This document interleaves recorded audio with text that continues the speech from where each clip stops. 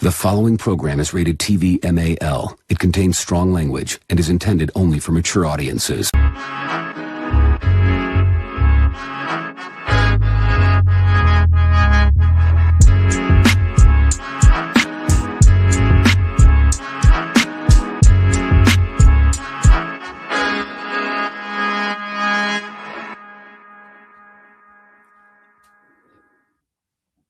Yo, welcome to Real Figures. This is episode number 75. My name is Omar V, bringing you the latest action figure toy news of the week. And what a week, man. What a jam-packed week. At least weekend, that is. Obviously, you guys has been around the social medias, man. Toy Fair was in full effect this week. So got a lot of stuff to look at there. New DC line. I don't know if you guys like DC. We got some DC figures to look at. Yeah, it was a lot of cool stuff, man. It's kind of like, I don't know. I just love it. I love these types of weekends. SDCC weekend, New York Comic Con, New York Toy Fair.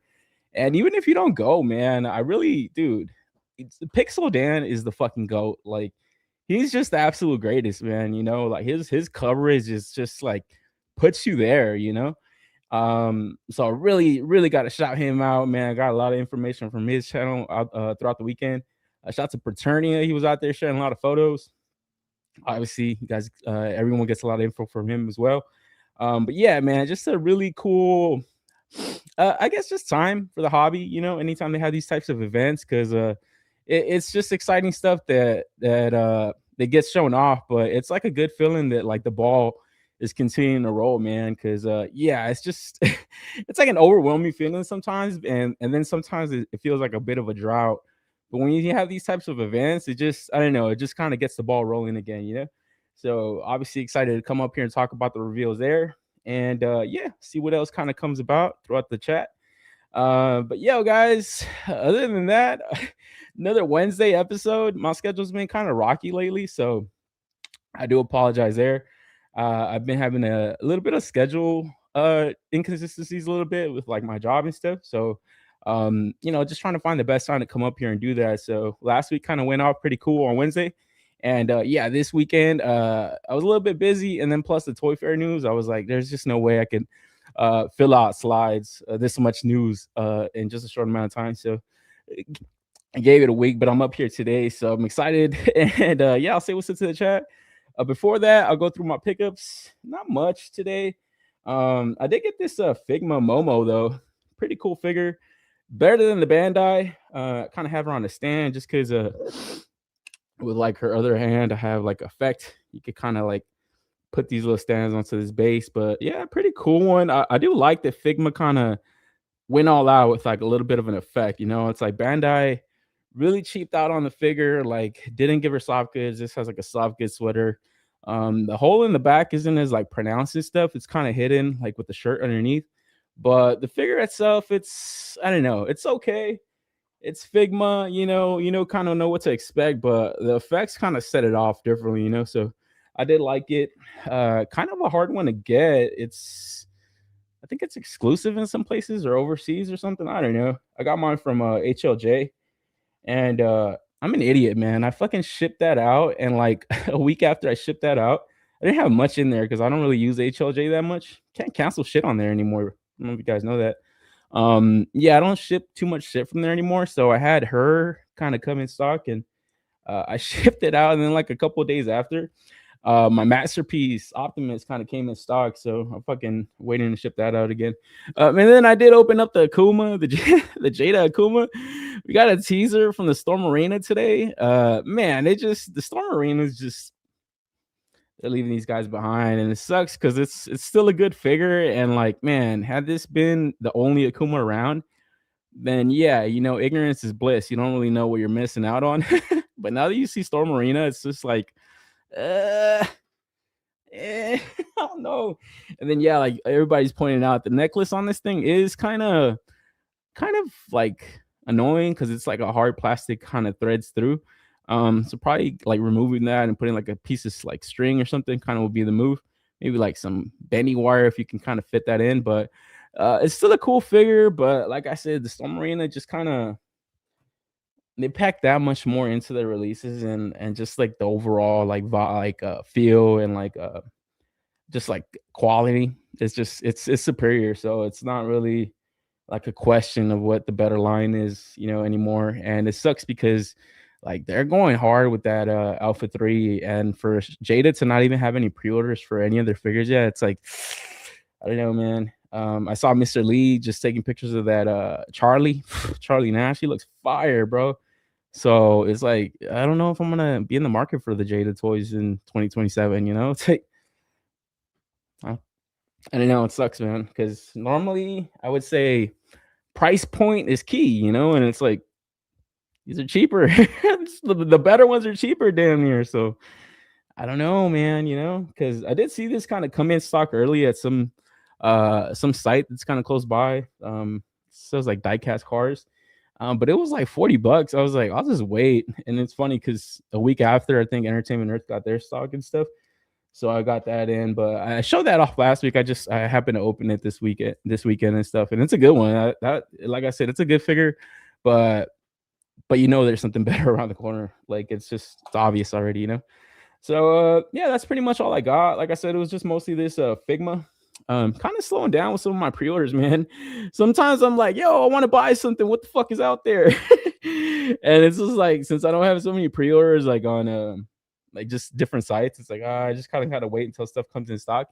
But like I said, man, we get flooded with so much stuff that like I don't know, you're always not really like pressed to find something that you want to check out. There is just number of stuff always in stock.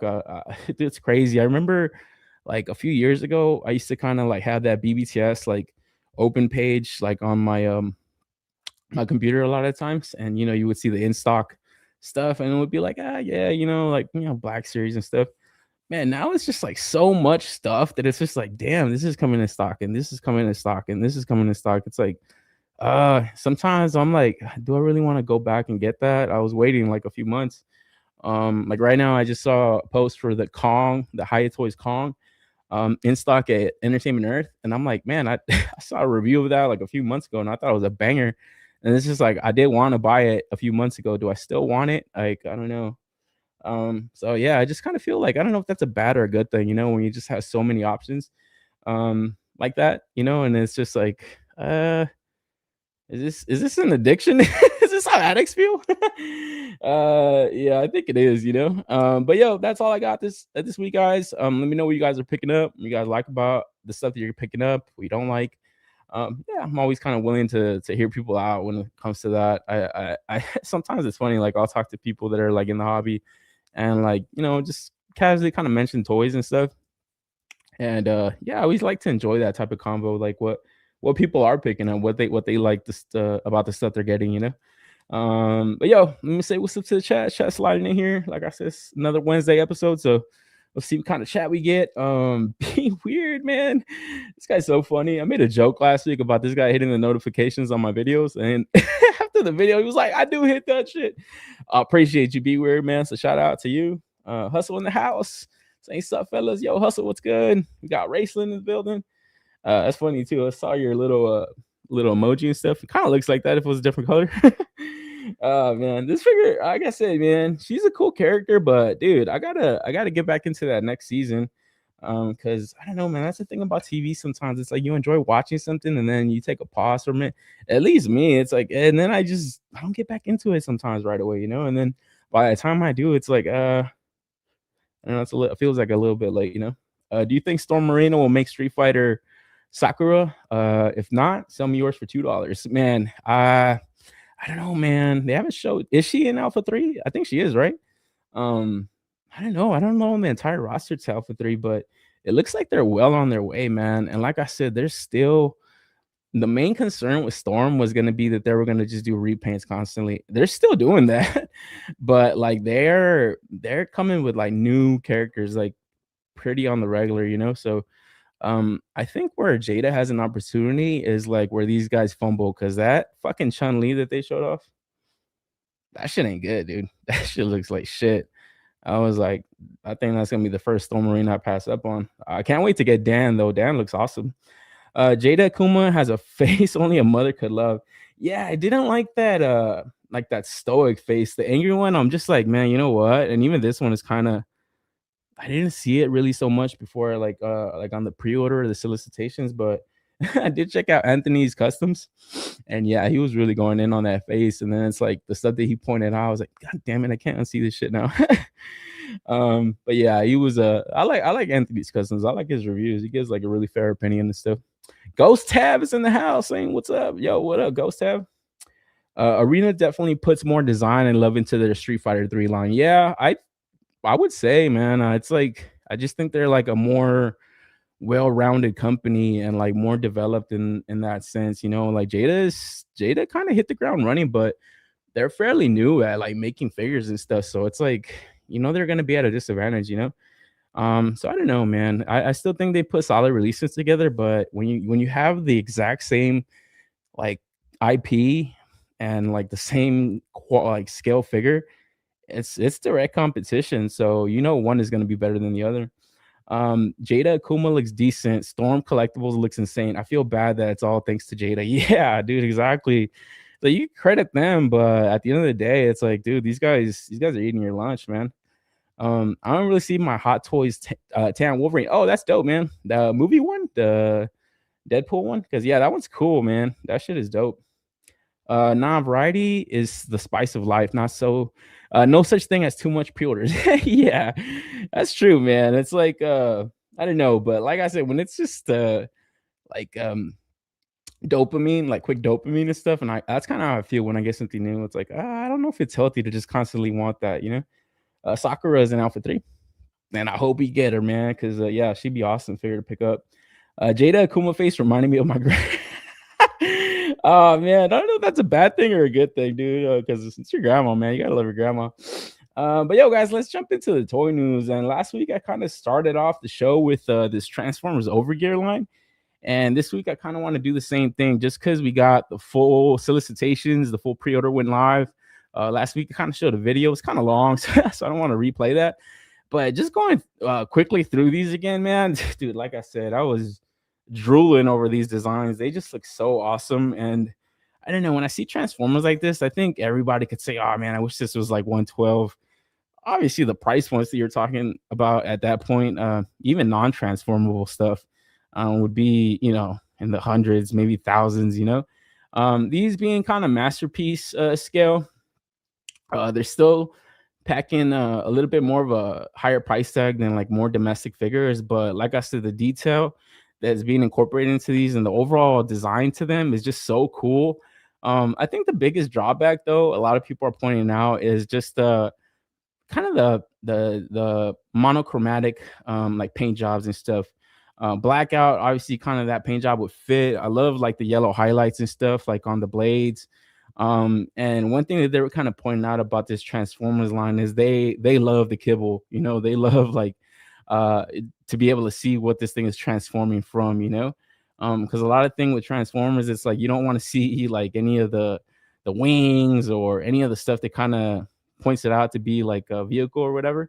But for these designers, they really wanted to accentuate those parts. So real cool. Both modes look awesome. This Apache helicopter just looks sick, like on model, and just the real world or real mecha inspiration that they're chasing. They hit it, man. Like I said, I would definitely watch an anime or a movie about this because the designs are just so badass. They just pack a lot of attitude. And then the Ironhide as well. And like I said, you get like another really monochromatic paint job just with highlights of red. I do enjoy that because it's kind of, it's giving a nod to the characters like Deco and stuff. But yeah, just that overall, when you got two figures that kind of have similar paint jobs, just slightly different, the line is already kind of looking like it might be leaning towards that. But I like it, man. It just kind of adds a real world flair to it, and I feel like that's what they're going for. And like I was saying, heavy mecha, heavy artillery, Ironhide obviously being like the arms specialist for Optimus. It's like, this dude's gonna be packing a wallop. And both modes, like I said, you're able to kind of mount this humongous Gatling gun with that huge chain on the top of the truck. It's awesome, man. Like this just looks rad. And for I believe $130 on BBTS and $150 for the Blackout, That's kind of pricey, but I think if you're on overseas sites, you're able to kind of nab these for around that 120 price point. So I don't know.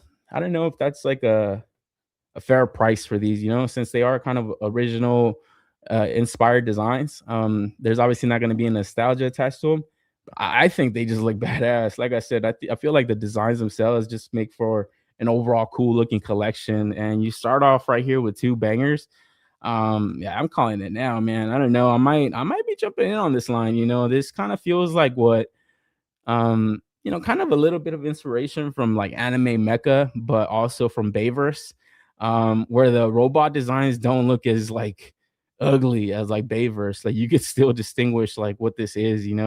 It just looks like a truck that transformed, where the Bayverse would look like some kind of melting metal grinding against each other, on top of each other, and I don't know, it didn't look right. But also in the Bayverse, you weren't really seeing like these like guns mounted on the vehicles a lot of the time. So right here, they're not really hiding that either. So pretty cool. I think this is awesome.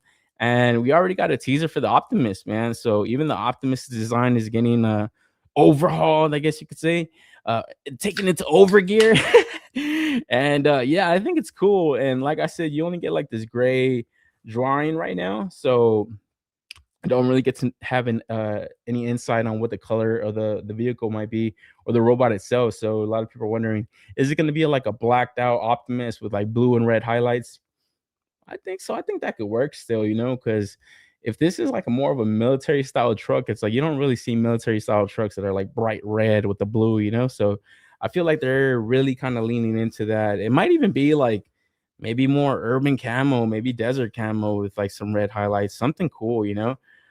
So I'm excited to see just more of this, and just like really impressed with just like the overall direction of the designs and stuff. They look really badass.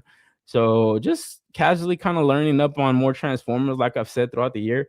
It's just, I don't know, I've taken a liking to the comics that are recently coming out, and it's got me kind of buying some of the toys too. Some of the toys I'm picking up lately are like pretty dope. And yeah, kind of moving into pre-orders that went live this week. We got this Synergenics Optimus combined with Ava Unit 1. So Ava Unit 1 Prime. I don't know, man. When this was kind of getting teased out, it kind of sounded a little bit interesting. But the thing about the Synergenics line is they're kind of really throwing shit up against the wall and seeing what sticks, basically. It kind of reminds me of you guys saw the thumbnail. We got some TMNT GI Joe action. Just combining of IPs. I feel like that mix mash is always interesting, and it does work. Like I said, this might get somebody, people that are fans of Optimus, obviously, people that are fans of Evangelion. So you're able to try to get two fan bases, and yeah, kind of just enjoy a product that's kind of mashed together. So not really for me, but a lot of Transformers fans are just kind of pointing out the reuse and the mold. Obviously, they're not going to tool up something completely new, but just that splash of a paint job that it's being taken from the other IP is kind of enough to make it a collab and stuff. Maybe tweaking around the head sculpt, obviously incorporating a little bit of the weapons and stuff. And yeah, you got yourself a pretty cool collaboration. Pretty simple. Kind of looks like a Jokerized Optimus. That's kind of what I was thinking of. I was like, Jokerized Optimus. That's all I could see after Todd's fucking wackiness these last few years, man. So not for me, but jumping into the Hasbro stuff, man. Like I said, I've taking more interest in Transformers, and also learning about just the different waves of stuff that kind of come out from either Takara or Hasbro. And for the most part, I feel like Transformer fans are eating good, man. I read their comments online. A lot of the fans are really happy with the direction that Hasbro's been taking these last few years, or last year especially. Me myself, I've even jumped in on I got that Optimus Studio Series figure. Not the most perfect Optimus, but it's a cool one. They've been kind of reissuing stuff, and that kind of takes us right here to the Sunstreaker, because a Studio Series Sunstreaker was previously released in a 5-pack. It was like an Autobot 5-pack, and it came with Sunstreaker, which right here it's just getting kind of repacked, and according to them, a little bit of a refresh in the paint job, kind of really leaning more into that animated colors. But where you get the pushback from the Transformers fans is a lot of the hardcores have been all in for the most part. They're not just like myself. They're just kind of, tailing in right now, a few years later. So a lot of people are not really too happy with repacks. They would prefer obviously new molds all the time, but it's the name of the game. We looked at Marvel Legends Wave last week, tons of reuse there. Obviously, different characters where this is where I kind of understand Transformers fans. It's like, oh yeah, this is a character I have on a mold I already have, so it's basically a nothing burger. But for people that don't have them, I'm happy about it. So I'm kind of looking at it from a third person point of view as an outside collector barely coming into the line. And then Wheeljack was another character that was in that 5-pack as well. That, like I said, I need Sunstreaker, I need Wheeljack. So for me, these are two pretty good reveals.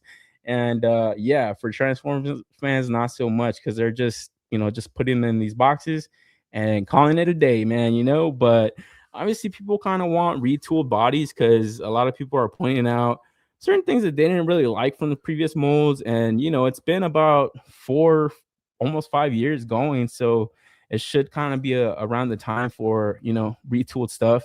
We're right here. I think the designers at Hasbro kind of mentioned that they kind of retweaked the head sculpt a little bit. So along with the paint job that gets a refresh, they're kind of tweaking minor things, kind of really leaning more into that studio series look, that animated look. So I don't know. I feel like it's still enough to satisfy new collectors, and obviously new collectors and some of the old ones that maybe want a little bit more of an update. And then we got Kranix, another one that for the most part people were happy with because it's a new character finally coming into the line for them. And for me, I'm not really familiar with this guy. I think the one thing they were pointing out though was that he didn't really have an alt mode in the movie, but they were able to look at some concept art and kind of render up this alt mode right here on the bottom. So that's kind of what he would have looked like had he transformed. But I don't know. This is, I guess, where the old collectors are a little bit happy and appeased because get some new shit, baby. So they're happy. And then a straight up reissue also, Dinobot Snarl. So yeah, the Dinobots getting their reissues out there. I picked up the Grimlock last year. So I was earlier this year. Yeah, it had to be last year because this is already February. It's so crazy how the months kind of blend together after a while. But yeah, Dinobots getting their reissues, Snarl. And then this is where we get some of that new hot shit, man. I mean, I wouldn't call it new hot shit, but it is a new character on this new beautiful mold. And this is kind of what people want to see, is like all new molds for a lot of this stuff. We previously saw this dude's brother, Thundercracker.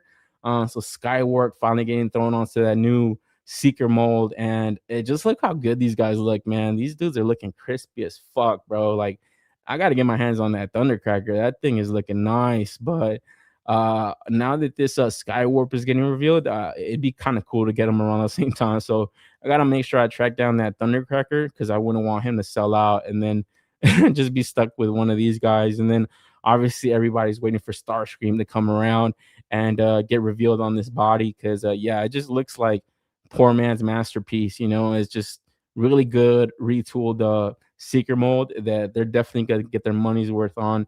Obviously you could get like a Sandstorm, Acid Storm, a lot of cool Seeker molds that could get just repainted on this, maybe even exclusive somehow for Starscream. Obviously, you got the Coronation Starscream that they could kind of repack into a SDCC exclusive. So they do get their money's worth with like new retools, but it's not a guarantee, for a character like this. Yeah, obviously you're getting a retool on the Seeker mold, but how much reuse can you get out of a new mold for Wheeljack? How much reuse can you get out of a new mold for Sunstreaker? I think Sunstreaker's brother, maybe. Isn't it Cliff Jumper that's his brother? I know Sunstreaker's the one always tripping about that paint job, baby. But Skywarp, yeah, looking good. And this is where it really hit the fan for a lot of collectors, man. All new retooled Astro Train. And like I said, you don't give the retool for other stuff, but where they do decide to update some older molds, it's not coming out the greatest, man. Really controversial figure this weekend for Transformers fans, man. This shit hit the fucking fan for these dudes because I gotta say the alt modes look pretty good, man. This fucking steam engine train right here, this shit looks dope, bro. I like this. And they were kind of showing off how when you roll the train, the little the things around the wheel kind of go back and forth like a real train. That's awesome. That's cool, man. You got the steam coming out of the engine, like that is fucking dope. The shuttle kind of looks a little wonky, but still still okay, you know. The paint job also, it's a little bit more animation colors, but where it really hit the fan for the collectors is this motherfucking robot mold, man. Holy fucking shit, bro. Were people not happy? Astro Train looking emaciated, man. You saw Transformers, man, saying, "Feed this fucking robot a burger" or something. Like, holy shit, people were not happy with this, man. And after seeing a mold from 5 years ago, I can understand why. Because even my guy TF Hype Guy, I love this guy's fucking account. This guy is so funny. And people were kind of referencing like this dude, like, man, when TF Hype Guy isn't hype, that's how you know they fucked up. And yeah, his tweet reading out, dog, what is this? Yeah, dude, it hit the fan for collectors. They were not happy with this because, like I said, they save up money to retool certain figures, and when you expect a retool, you kind of expect something for the better, an update. And yeah, this dude, compared to his mold from 5 years ago, the Siege mold, War for Cybertron / Siege, yeah, man, you could kind of see why. Astro Train, I do imagine as a more like stockier, chunkier train, especially in the comics, man. He's kind of chunky, he's really imposing like that. And like I said, you look at the alt modes, the shuttle I think looks better here, but the train doesn't look better to me here. So it's like you're gonna retool all this. You better hope that you at least update a little bit of each one. And a lot of people are not thinking that's what happened, man, because you got a 5-year-old mold here that you could have just repainted in animated colors, saved up money, versus this. It's really not even like fresh paint, because you're missing the paint job on his chest, on his abdomen, on the sides. It's missing a lot. And like I said, it hit the fan for a lot of collectors, man. There's people recoloring different renders. The Real Studio Series 86 Astro Train, compared to what was shown off by Hasbro, not good, man. Yeah, anorexic train. The all modes look amazing. Yeah, the shuttle, I think it does look like an update. I do like the old one though. Like I said, I do like that Siege mold one, but the kibble in the back of the fucking shuttle does look kind of fucking wonky. But this one doesn't. It's still not perfect, but that train on the update looks hell of a lot better. But that robot mode, man, what the fuck, dude? Like, could they have shit the bed harder? I don't know, man. And yeah, a lot of people are kind of giving a lot of pushback to this. So not really everyone's liking, where I think the solicitations themselves kind of do a little bit more justice. Like right here, it does look a little better, but people are also pointing out that big hole that's like right in the middle of his chest. If you flap those wings down, you get a big hole right in his stomach. So it's like either way, it's gonna look hideous. And I meant, yeah, if you flap those wings up. So if you flap them up, you're gonna get that big gaping hole in that abdomen area where the chest looks a little bit better. Where right here you could see like the hinges, and then you got this nasty hole in the middle. It doesn't look good. It doesn't look good either way. So yeah, people are not happy. But yeah, the almost look pretty nice, man. That train looks cool. It looks really dope. The back opens up just like in the movie and stuff where they hop in that dude. They'll pause. And then also some pushback here with the Shockwave. A lot of people thought the Shockwave was going to get the retool body. Where right here they just repainted this motherfucker nice crispy purple. And yeah, didn't even update him anyway. So he's a little bit of a short king, next to my boy Soundwave and Megs. And I also got to track down the Soundwave, man. It's been a little bit of a list that I'm accumulating on stuff to buy. But yeah, I gotta get him and Thundercracker, man, because I do want to at least get these Decepticons going for sure. And yeah, I'm happy for this. I'm happy for the Shockwave. Like I said, if this is the main Shockwave going into this Studio Series line, then I guess I'm happy with it. And man, I fucked up, dude. There was a dramatic capture series, triple changer takeover. It had this dude in this siege mold, repainted, like really crispy, like animated colors. the Blitzwing repainted, and it had the old Starscream mode, the Coronation Starscream. It was like a 3-pack, cost like $100. As soon as I saw this shit, I said, "Let me go buy this shit now." Fucking sold out. Motherfuckers are selling that shit for $300, bro. Because yeah, people are kind of understanding that this is the Astro String you're gonna have to pick up. It kind of sucks, you know. So yeah, like I said, it's just minor gripes for some people. You know, it's not really an issue for people that don't collect the lines, but I always like to dive into like other, you know, pockets of collectors and stuff, see what people are thinking, you know. Shia LaBeouf and Overgear teaser Optimus. Bro, what's good with my boy Shia LaBeouf, man? Holy fuck. That's not good, man. My dude's taking an ass beating out there in NOLA, man. Like, what are you doing out there, dude? Like, you got all this money. Like, I don't get it, man. It's like, what happens to these motherfuckers when they get money, dude? They just become fucking pedos and drunks and drug addicts and fucking like, what the fuck, man? It's like, dude, if you guys don't know what to do with your money, send it over here, man. I'll find something to do with it. You know, it's like, it's crazy, dude. But yeah, I saw the news about that. I'm like, bro, there was a rumor this guy was going to come back to the Bayverse. I think he would save it, honestly. Now that I think about it. But yeah, not good, man. Shout out to Liquid Below Zero. He says, "Yo, yeah, that Optimus Ava is pretty dope." Yeah, it's not bad. Joker Eyes Optimus. Yeah, it's not for me. It's not for me, but you know, it's a fair collab. You know, you got these two really popular IPs, and you're able to kind of sell to both fan bases. But yeah, going back to the Shockwave, one of the real cool things is when he transforms into his like space submarine thing. If you turn this motherfucker upside down, you can use it kind of like a laser gun. And you could actually attach this to the fucking Bruticus combiner that they fully revealed at Toy Fair. And this thing is looking pretty gnarly itself, man. I haven't bought any of these Combaticons yet, but they are all coming in stock fairly recently. I've noticed the Brawl coming in stock, and I think they revealed Swindle, which is his like right foot here. So I think he was like that last Combaticon to be able to kind of build this dude out. So yeah, like I said, once these things start rolling out, it's like, man, if you haven't bought some of the old ones that were on your list, it's like, oh fuck, gotta kind of keep pushing, you know. And then right here, this Titan class Grimlock from the Bayverse movie right here next to it.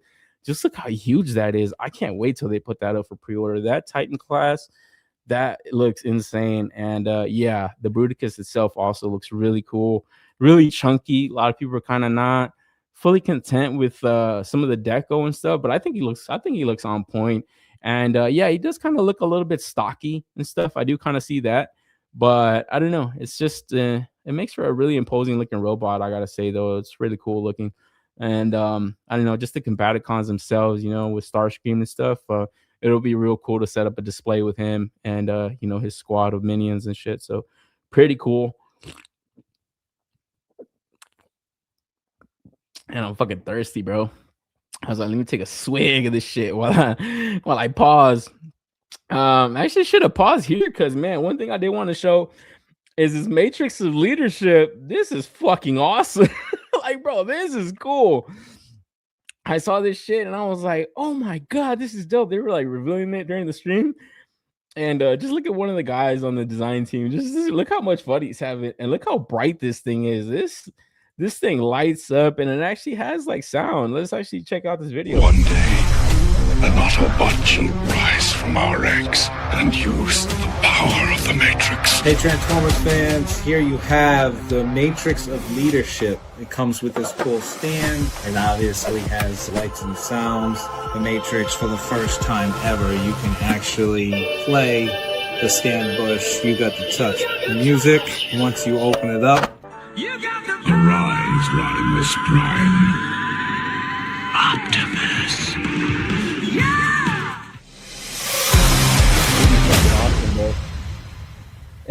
Pretty cool, I gotta say, man. Pretty damn cool. You got the touch. Oh man, the fact that it plays that, like, I thought it was just cool, just lighting up. But man, yeah, they're kind of doing like this Transformers the movie apology tour. It's kind of like a little marketing push, obviously, to sell more studio series stuff. And yeah, they're just kind of having fun with it, man. And I think this is real cool. I think this is cool for like just you know, pure hearted fans of the lines and stuff. Obviously, Transformers is one of the blue chip toy lines. You know, it's an OG. It's gonna be around for decades to come, because it's already been around for decades. And it's just cool that they're able to kind of make toys like this also, not just action figures all the time, but just something for, you know, fans of all ages, man. You know, this is real cool. Whether it's for a toy room, you know, some kid or something, or an actual adult collector putting this in a nice little display somewhere, just with the light up feature. It comes with a USB cable that you could charge this thing up. So really cool, man. You know, like I said, every time I see stuff like this, I'm digging it. And then a little teaser also, man, paying tribute to the greatest country in the fucking planet, United States of America, 250-year anniversary this year. So we got Star Eagle, a little tribute figure that Hasbro is doing to celebrate the 250-year birthday of the country, man. This is awesome. I'm copping this shit. This shit gave me a fucking this shit gave me a hard one, bro. I was like, yeah, this is cool, man. Just a bald eagle transformer, red, white, and blue. Like, I dig it, man. You know, man, it's got a little bit too much baby blue for my liking, but I don't know. I think it's just to kind of give it a little bit of separation throughout the body. It looks cool. I like this, you know, just to kind of have as an eagle that can transform. It's just fucking awesome, bro. It's like, yeah, I'm copping this shit. I hope it comes out before 4th of July. It'd be kind of a bummer if this thing goes up for pre-order around just 4th of July. It's like, oh, I gotta fucking wait another few months. That's kind of the trickiness to stuff like this, you know, because I did see that I Love You 3000 Iron Man making it to people's timelines. I knew people were gonna pick that up. They got it in right before Valentine's Day, where it's kind of funny to have it on Valentine's Day just for the meme factor, but it's just, I don't know, it's just kind of zaniness. And I do gotta say, I do appreciate Hasbro not shying away from, you know, doing a tribute figure to United States for 250 years. It's a really young country that we live in, man. But yeah, like I said, man, it's the greatest country in the world. What can I say, man? You know, so I'm here for it, man. Go said the Leo Convoy Leonidas is pretty cool figure. Check it out. It has an Evangelion color too. Oh, does it? I got that 40-year anniversary one also. I got to ship that out with my HLJ and my Optimus. I was able to track it on HLJ, so I do got to get that 40-year Takara joint one. I pre-ordered that Matrix. Now I just need a chain. Yeah, that's what they were saying. You gotta get yourself like one of those big Cuban links and shit, man. Like that shit would be sick. But yeah, I like I like what Transformers revealed. I thought they had a pretty cool showing, but like I said, my perspective is from a new collector into the line, so I can definitely understand the frustrations for people that want just new figures, new character selections, not just, you know, refreshes on that repaint. But I thought they had a good mix, man. I thought they had a good mix. They had this cool role play item, so I think it's a win, man. Fuck yeah, Patriot Eagle is locked. You just need a cheeseburger to fucking, yeah, for real. They should have like a cheeseburger, like fucking like a transformer, little Megatron gun right next to it. It's like hamburgers, pistols, an American Eagle, baby. You can get more American than that. You know, maybe some beer. Maybe some goddamn American beer, baby. 8 skate in the building. Hell yeah, 8. You know it, man. USA. You gotta love it, man. So this was actually kind of a surprise for me, man. I don't know, man. It's been said that you know, Hasbro, they don't really like the fact that G.I. Joe is one of their better lines, you know, and it's like, it's a real American hero, baby. And that actually takes us to the next couple of slides, man, because you ain't gonna get more American than a real American hero, baby. G.I. Joe Classified Series pre-orders went live this week, and a lot of people are really digging their file cards. Now coming with file cards on the back of these. I didn't get all the file cards myself. You can find those online and stuff, but pretty cool selection here too of stuff where previously we had taken a look at a few renders. Where finally we got full solicitations, and I believe the pre-orders went live yesterday. But kicking it off, I gotta kick it off with the 60-year anniversary legacy collection, G.I. Joe Special Forces Commando. And I gotta say, man, when this was revealed in the booth, it caught my attention right away. I thought this thing was looking gnarly, man. Like, their legacy collection, kind of not been such a bad line. I think those price points at first kind of scared a few people, you know, coming in at $30, but the loadouts that a lot of them come with are pretty good. I picked up a few of those Halo jumpers when they were on sale, So I feel like I got great value right there. And then those police figures, man, really controversial figure when it was went up for pre-order, or not really, but yeah, those are selling really well for Hasbro. I've seen a lot of people picking up those in droves, and coming in with their special forces. I gotta say, I'm at least picking up maybe 4 of these, man. I think they just look cool, and the loadouts themselves kind of offer enough to kind of distinguish them around and stuff. You got obviously the green berets, you got the tactical helmets. If the fucking weapons weren't fucking Laffy Taffy, these would be all-time great figures, you know. But just that American flag paint job, the patches that they have on their uh, suits and stuff look really cool. And yeah, just the Laffy Taffy weapons aren't probably the greatest feel, but you could kind of swap those out with other third-party figures. You know, maybe Valorous got some weapons that you kind of switch and interchange with and stuff. But you know, comes with a rocket launcher, you know, 2 assault rifles, pistols, the swords, the different head sculpts, and like I said, those green berets, the dog tags and stuff. I think these are really cool, man.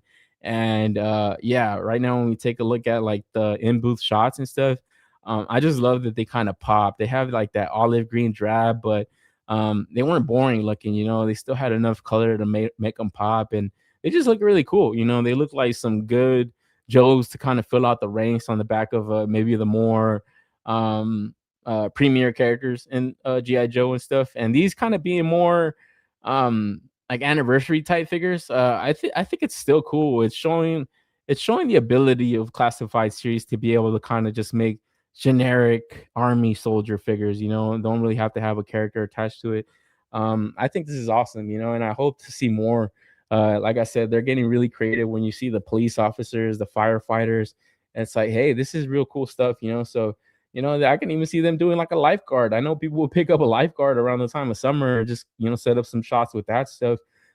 This is cool stuff. I like this, man. This is a major win anytime they have these, because, you know, obviously people are looking for the new character selection, but this line overall, Legacy Collection, I think it's a good line that they have up their sleeve, and obviously, you know, able to mark up the price a bit, but really packing in all the, you know, all the added weapons and stuff. I think it justifies that cost increase. And then we got the Royal Guard Cobra Law motherfuckers, and for the life of me, I don't know why motherfuckers want these guys, but I guess it's just of that time, man. You know, I'm sure when I talk about Dragon Ball Z or some shit, I know people are like, man, what the fuck this guy like this shit? This is what I grew up with, man, you know? So for me, this is not something that I particularly would want, but just the design to them kind of do look interesting. I could definitely see like a group of these motherfuckers, or even one, just taking on some Power Rangers, some Common Riders or something. And yeah, if you did grow up with that movie, you know, just taking on your Joes and your Cobra infantry soldiers and stuff. So pretty cool for that. And from what I understood, went kind of fast. I think, you know, I saw a lot of links drying up. I saw some people posting that they were only able to track them down right now on BBTS, I think. So I don't know if Amazon kind of dried up in pre-orders, but yeah, I was just taking a look at that stuff. I even for stuff that I'm not really going in for myself, I do try to like pay attention to like inventory levels and stuff, just to see how fast, and the intrigue from other people, because I don't know, I like to know about that stuff. Like I said, I can just wonder like why the fuck people want this shit, or I can try to understand, you know. So for me, I always try to understand as much as I can. And yeah, this is one that like I said last week, if it's something that I'm not really in for, I'm not mad at it, man. It's just something that I can just not have FOMO over and save my money, baby. So pretty interesting, you know, pretty interesting reveal. Like they didn't skimp out on obviously the retooled body and stuff, and just different weapons that they had to tool up and stuff. The deco that's being put onto this figure, doesn't look like a cheap one, but it looks like they're getting their money's worth if the people are happy for them. Will Flow in the building. What up, Will? What's good with you, man? In the house, because I want 5 of these. Yeah, see, 5. That's 8. You know what I mean? That's pretty cool, man. I didn't know G.I. Joe had Kamen Rider. Yeah, exactly. It just looks like that, right? But you know, it looks like they're getting their money's worth, because I did see pushback. Obviously, I think it's like, I don't know, I think it's like the hipster thing to say, I like Cobra Law and shit, but a lot of people seem to just enjoy that the line is able to be this healthy, that they get to put a figure like this out, you know, and still see that there's intrigue, man. Like I said, sometimes it's like, what do I buy? What do I buy? you know, people look at this and then they look at a character like Zap, and Zap looks kind of, he looks kind of plain Jane, you know, but you know, it's a more original character. But you see something like this, and it just looks like a funner action figure, you know, even if it's something that you think is dumb, you know, from the movie. It's like, I'm gonna have my Joe shooting the fuck out of this thing. You know, it's like, cool, that's what it's good for, you know. So yeah, that's pretty dope. Yo, heck, can have them fight Red Sonja. Yeah, man, we can get into that, bro. Red Sonja controversy. Is there ever a week without toy controversy? I don't think so, man. But we're gonna get into that. But yeah, keeping it pushing with the GI Joe Classified series wave. Snake Eyes Dom Moreno also took a look at this figure last week, and I gotta say, man, she looks good. Best Classified series figure of the year, like easily. I like this shit. I like this kind of party. Yeah, this is a banger right here, man. Don't know much about the character. You know, tranny Snake Eyes, as far as I know, but nah, I'm making that up. But I don't know, maybe I'm not making that up. Maybe that's on point. But it looks cool, man. It's just like, dude, looks like a Kardashian with 2 katanas, a nosy, and a fucking silencer on the pistol, man. It's like, what more do you want? I was like, I dig this shit, man. So instantly copping this. I didn't pre-order it, lock up any pre-orders, because goddamn, man, it feels like those prices just kind of snuck up on us, and that's it. People accepted it, man. $27.99 is a is the price of entry, you know. I don't know. I like to wait till shit comes in stock. And if I can get shit for like $25 or something, I'm taking that. You know, I'm taking those $2, man. Fuck all that. And then the Hydro Viper also got photo solicitations of this. So Shooting the Galaxy doing this thing, selling these things. And like I said, another more zany looking Joe figure, you know, or Cobra figure for that matter. But this is where it gets fun for people, you know. This is where it really gets fun for people. They really get to get just different kind of stuff that's not so real worldy, you know. It's just kind of more imagination driven and stuff. And like I was saying, if you grew up with the toy line, you grew up with the cartoons and stuff, this is hitting that nostalgia, you know. And for the most part, I do enjoy that they kind of incorporated this head sculpt without that fish mask thing. It looks kind of cool, you know. It looks kind of cool, and the body itself looks interesting as far as that paint job goes. It definitely has that toyetic factor that I always like to bring up.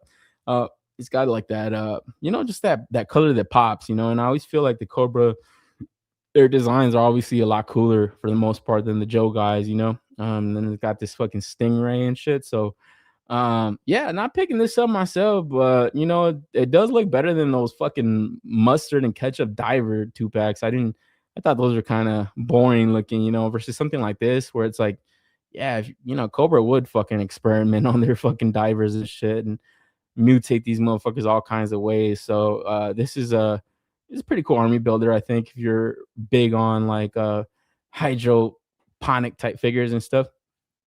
Is she a Transformers? Yeah, I know, right? It's a goddamn she, Snake Eyes. Man, good luck having that version of Snake Eyes quiet for real. Oh man, right, dude? It's like you ain't shutting her ass up, man. I like Scuba Steve. Yeah, dude. Yeah, that. You know what? Now that you mentioned that, I'm like, why does that yellow diver actually look kind of cool? I was thinking, what the fuck was aim troopers or something? That's stupid. But yeah, Scuba Steve is actually pretty cool. And I think those figures went on sale, right? That 2-pack went on sale recently. So for a sale, it's like, yeah, you can find some use out of this. But I think out the gates, this just looks a little bit more intriguing, along with Overkill. It's just like with a name like that, I think you got to be looking a little bit more badass. I feel like this dude's kind of busy in his design, you know. Like I said, you're kind of really starting to see more of these neon colors starting to pop up on Joe releases, or classified releases, I mean. And Overkill, I'm not sure if this is like the head of those Grim Vipers or something. I remember they do have like a leader and stuff, so I'm not 100% sure if it's this guy. But yeah, this character itself just kind of looks a little bit busy. It's like a really loud colorway on his chest, and then that bronze like metal parts or armor parts on his body just kind of look, since it's not like die cast or anything, it kind of just looks a little cheap. Kind of looks like an unfinished prototype figure, you know, when they get those like paint prototypes. I don't know, it just kind of looks a little funny. But I don't know, I saw a lot of people digging it, and obviously if you have kind of lore back in this thing, might be a cool one to pick up. And then this weapon, I don't know, I don't know, this thing shoots lasers or what the fuck this thing shoots, but it looks kind of cool. And yeah, that little faceplate that kind of comes off, it's kind of interesting as well, also. So I don't know. This is one that I would probably have to learn more up on if I going for a figure like this. But if it's not like a main Cobra guy, then I'm not really in the market for it. But I don't know. It does give you something new that you haven't really seen before. And like I said, even though the design does seem a little bit busy to me, I know on the shelf it's gonna definitely stand out a lot. So that might be a cool pickup, you know. And obviously, when you get that new hot shit, it's like overkill. You know, you got this dude fucking slaying motherfuckers. So pretty cool. And he does look more cool than this dude right here. This shit right here, it's like, is this motherfucker gonna vacuum you to death? What the fuck is this shit, bro? Like airtight? Like, oh man, this to me is like anti-action figure, bro. Like I'm good on this shit. It's like, yeah, it does look cool though when you have like that full Joe squads, you got every character, but it's like, oh man, this is like it's like I'm not gonna have fun with this. This is just a figure I'm gonna open and put in the back of my Joe shelf. And it's like, I don't have that big of a collection of Joes for that. So um yeah, this is gonna be one of the, if I'm ever a completionist, I'm gonna be tracking this thing down like in 2050. I'm just gonna put it off for that long buying this dude. But no, in all seriousness, it's like I said, it's a new character to fill the roster. It's a new one, new number on that box, you know, for the completionist. So they're happy. And you know, I do kind of enjoy, I don't want to say I enjoy it, but I do understand them not investing too much into this figure when the character might not be so important, you know. And that kind of gives them a little bit of extra budget to kind of splurge on new characters, man. So we got this new created character. Believe he was created by one of the guys on the team. And yeah, kind of came up with his lore. Like I said, I didn't get the file card backgrounds and stuff, but Alejandro Balam Sundown Luna Mendoza, like, goddamn, bro, can you cut down on that name? That name? Like, come on. Alejandro Balan Sundown Luna Mendoza. Like, come on, bro. You gotta do all that.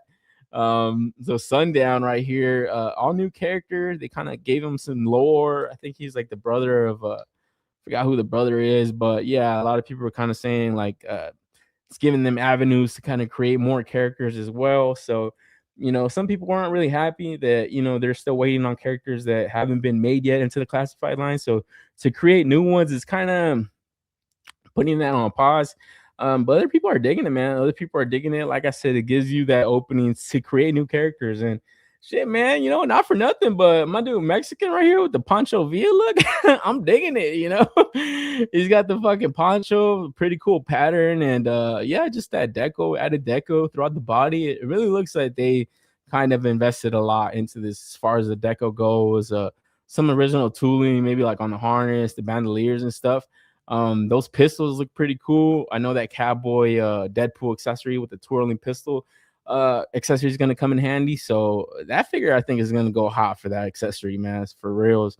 Yeah, I'm not mad at this, man. I don't know if I'm going to run the pre-order myself, but it is a pretty cool design, you know, and it still gives you somewhat of a military look with also incorporating that fun factor with G.I. Joe, where it's like, you know, you got, you know, characters like Spirit, or, you know, even Storm Shadow is like a fucking ninja. Like, come on, it's just cool, you know. It's not super zany, but it's zany enough that still fits, and it still fits that overall aesthetic with Joe. So pretty cool. I think this is a cool one, and like I said, just that added deco, maybe that soft goods, you know, poncho thing would have been better, but I think that would have just increased the cost a little bit too much. But there's got some tattoo action, you know, on the forearms and stuff, so, you know, not for nothing. And the head sculpt itself looks pretty cool, you know, and you also get that cowboy hat. So you know, what more do you want, baby? This is we eating good right here. It's motherfuckers some tacos, chimichanga and shit. He's ready, baby. So not bad, man. Damn, Omar Airtight was one of my favorites as a kid. Oh, god damn it. Oh man. It's like my dude is just gonna take like the dog hairs off of you. He's like, wait, hold on, you got a couple hairs on you. Let me vacuum that off. Damn, that's a name for, yeah, dude. It's like this dude's box just is airtight, and then look at this guy's fucking box. Alejandro Balam Sundown Luna Mendoza. Like, motherfucker, what did I just order at the Mexican restaurant? I just want to see this dude's name. Like, what the fuck? Kind of chimichanga? Like, what the fuck are they thinking, dude? I'm calling this guy Cowboy Bob. For reals. Holy shit, bro. Holy shit. You heard it here first. My man, comment of the night. Yeah, no kidding, dude, right? Cowboy Bonch. Man, I'll send that to that dude. Oh, that's funny, man. But yeah, like I said, overall pretty cool look. Not something I'm like overly dying to have, but if it's one that I catch, available or something, or I see it in the store, I might swoop in for it. Not mad at it, man. And then we got a Walmart exclusive. We got this Dire Tech Night Creeper. So this one right here is just like, damn, they did no deco on this figure.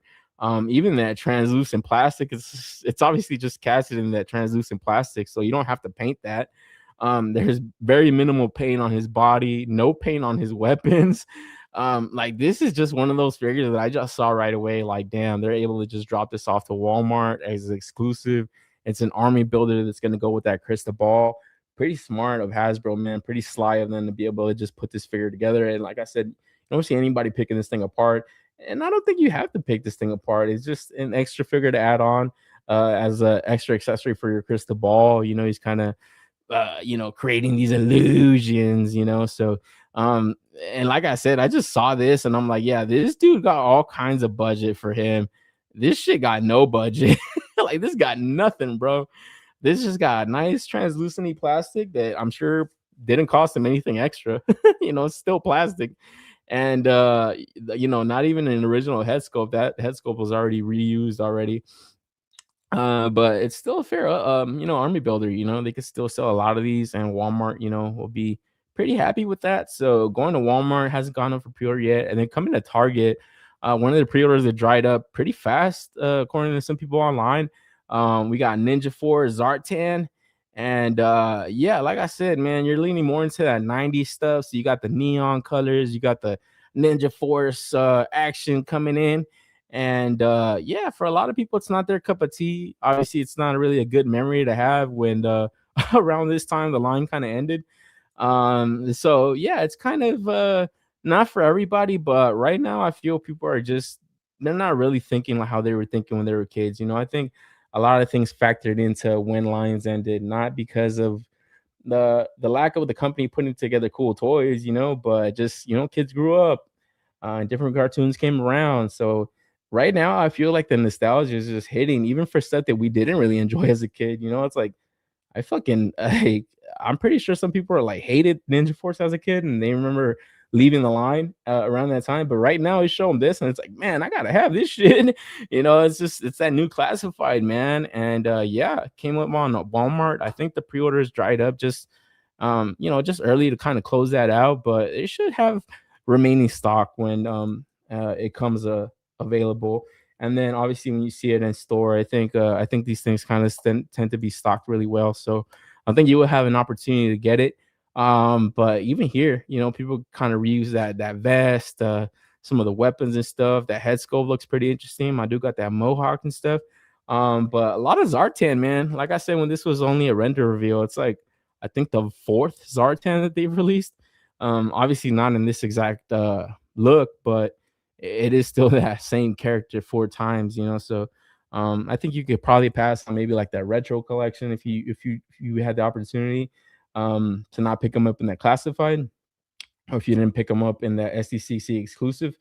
And then they had the Cold Slither. So this is the 5th Zartan, man. So it's like, dude, no more Zartan, please. Like, I think this would be the last one that we would need, or that anyone would need, but it is kind of an entry way to make these Ninja Force figures also. So probably going to be seeing a lot more of this. And yeah, from Zartan, we move over to his daughter. We got Zanya. And as far as I know, I don't think I saw this go for pre-order yet, but this is also another render reveal that got full solicitations this weekend. And pretty cool loadout for this one, man. I think the figure itself looks pretty cool. It's a nice, cool female body. She looks pretty rugged and stuff. And I like this little like football helmet thing that she has. It just kind of gives her like a distinct look. The t-shirt is pretty cool. Yeah, it just kind of looks like a really fucking rambunctious chick and shit. So pretty dope, man. But that vehicle looks kind of awkward. You know, it looks like one of those awkward Joe vehicles that's like, I'm pretty sure this bitch is riding this shit backwards. And I'm only saying that kidding, but it almost looks like that, right? It's like, is this shit? It's like, how do you drive this fucking thing, dude? It's like, man, if you're gonna make this shit, wouldn't you want to make it like easier to ride? Like, why would the seat be like all the way to the back like that, and then the fucking handles be all the way forward? It's like, it's just retardedness, bro. It's like, this shit isn't practical. Why the fuck would you use it? You know? It's like, man, and why doesn't it have any fucking guns on it? It's like, oh yeah, this to me is just, like I said, it's a cool idea, but the execution got to be a little bit better, and maybe it's just an exact rip off of like a concept that they have, but like this is just, like I said, man, it just looks so stupid. It's like, I don't think I would ride this thing. It would be such a bitch to handle. I think it'd be damn near dangerous, you know. But the loadout, I think, makes up for it, man. She got a cool shotty, the machete, and then that fucking revolver with the scope on it. Like, that's fucking dope as fuck, you know? So, pretty badass chick. But her choice of vehicle is kind of dumb. Man. Fucking Boncho, Cowboy Bonch.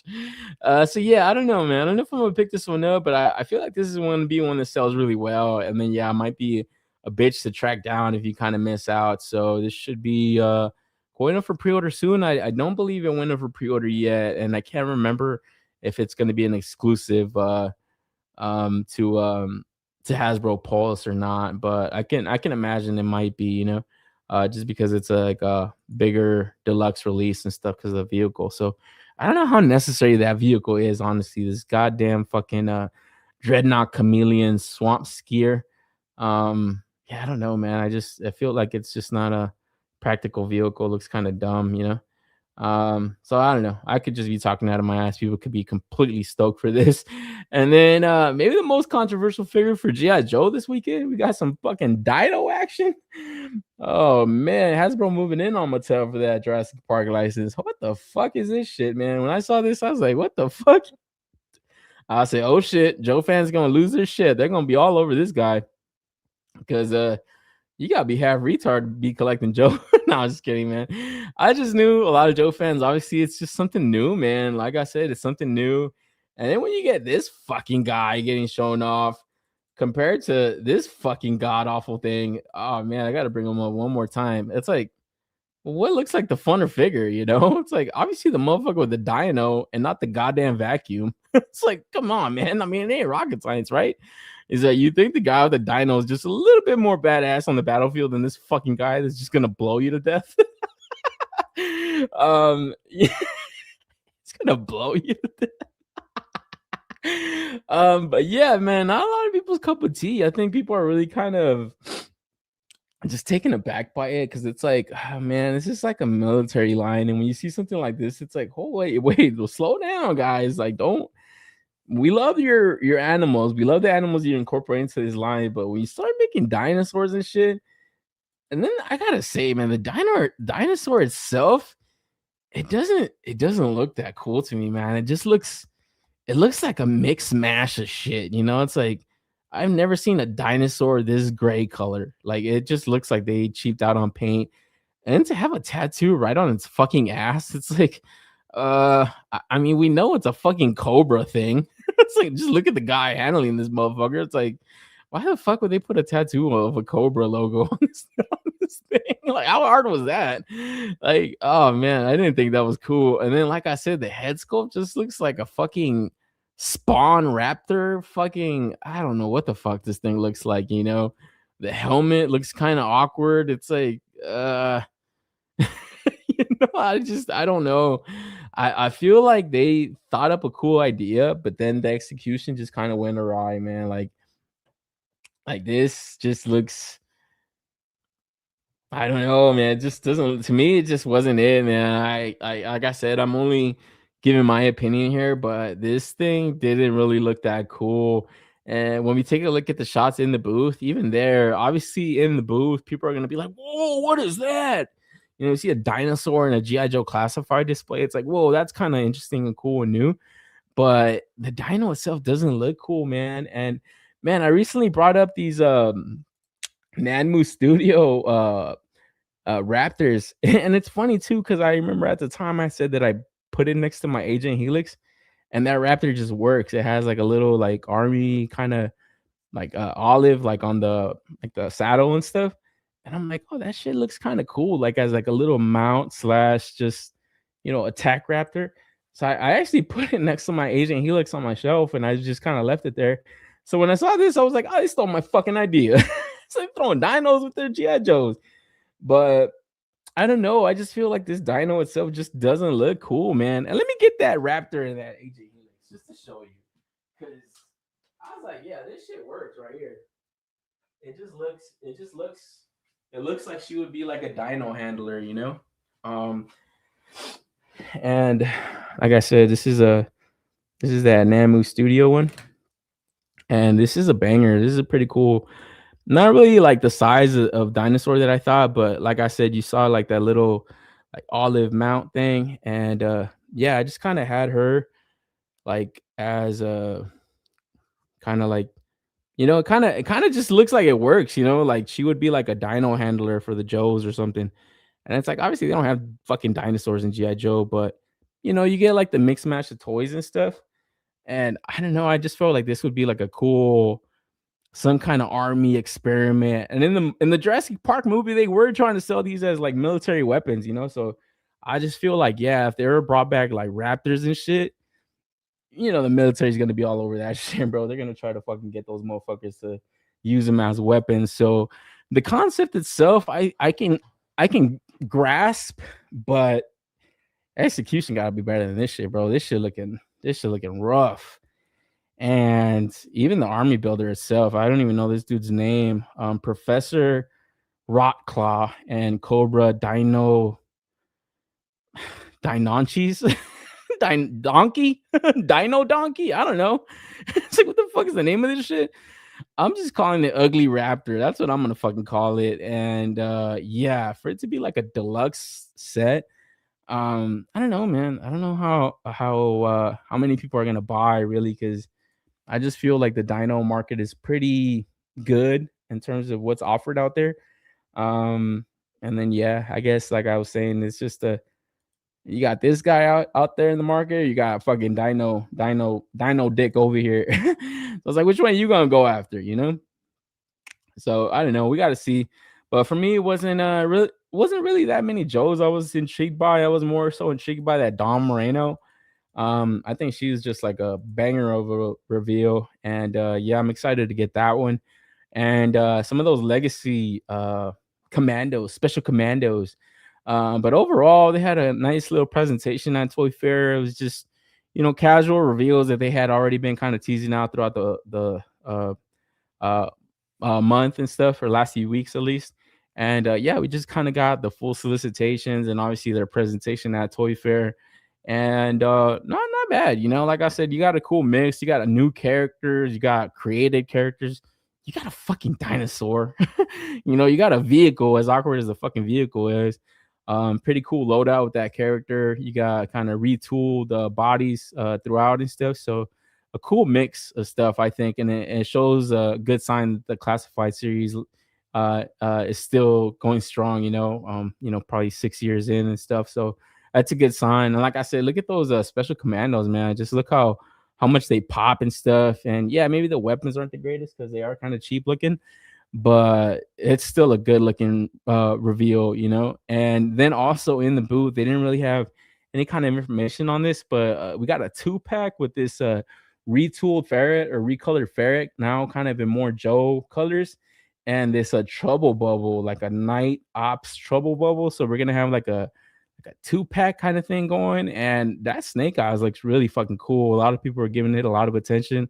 Kind of looks like Resolute Snake Eyes, even though it's not that.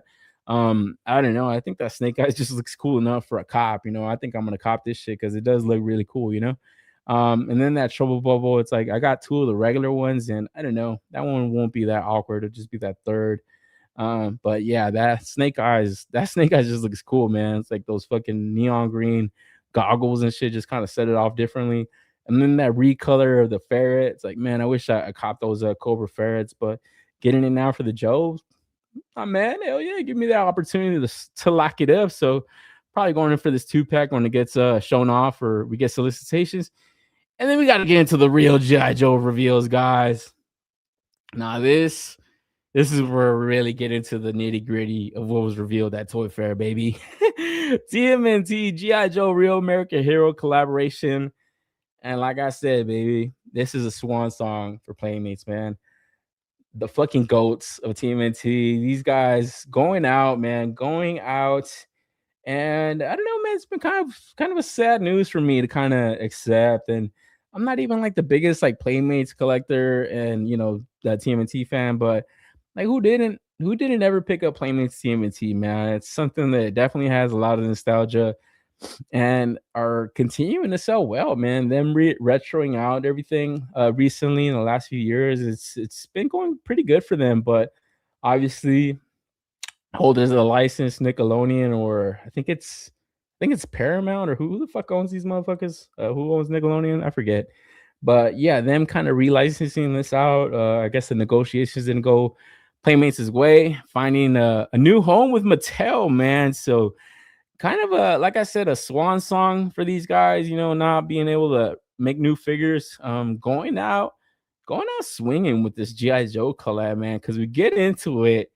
Snake Eyes Leo was a leak last week where people started to see this and thinking, God damn it, fucking AI, you can't trust anything on the computer. It's like, what the fuck is this shit? People were kind of not really feeling it, man, because like I said, G.I. Joe fans are pretty rabid collectors, man, and they want more new shit for Classified. Anything that has that brand, I think people could say it's like, I just want Classified, But you got to look at the broader scope of things. To really expand your brand, you definitely have to do collabs, especially in like this new age that we live in. You see that with video games. You see Fortnite able to blend different IPs together and all share a world.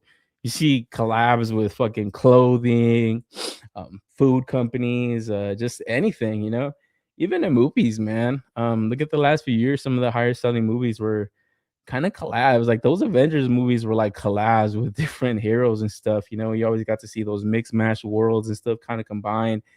And obviously have a cohesive kind of storyline behind it. Made, obviously makes it a lot more enjoyable.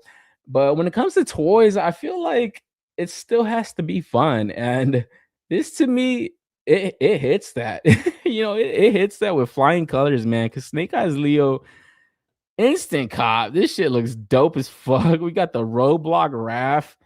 Come on with the Gatling gun shooting fucking ninja stars. Like, dude, that's so sick. It's cool when you see really like the people handling these collabs have passion for the IPs themselves, because a Gatling gun that shoots ninja stars, that's super creative, and it gives a nod to both IPs. So you got Roadblock with that big ass thing. We got Dial Tone Donnie.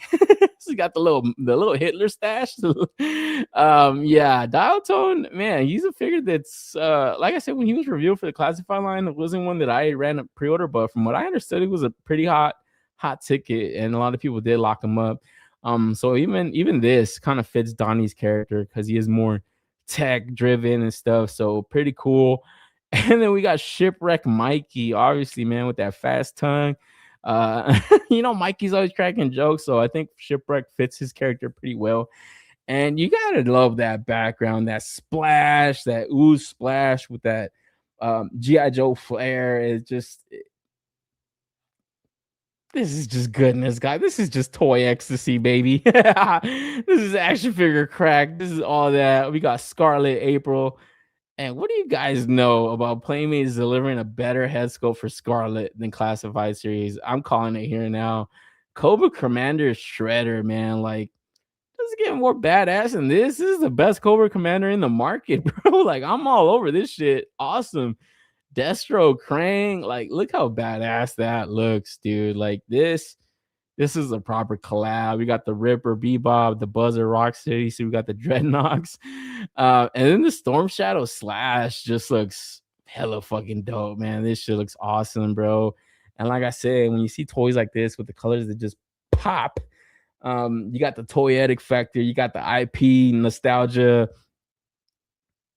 What more do you want, guys? Like, come on. Anyone hating on this is like, you don't like toys, man. It's like, what can I say, man? You got Turtles, you got G.I. Joe, and they're fucking and they produce this. This is beautiful, man. Like, I love this shit. So dude, hard to say that I don't want to buy all of these, but man, dude, I think I might, because I was thinking about just getting the Snake Eyes Leo, but once I saw the Storm Shadow Slash, I was like, man, he looks cool. I saw that Krang Destro, I was like, man, he looks cool. The Cobra Commander Shredder looks dope as fuck.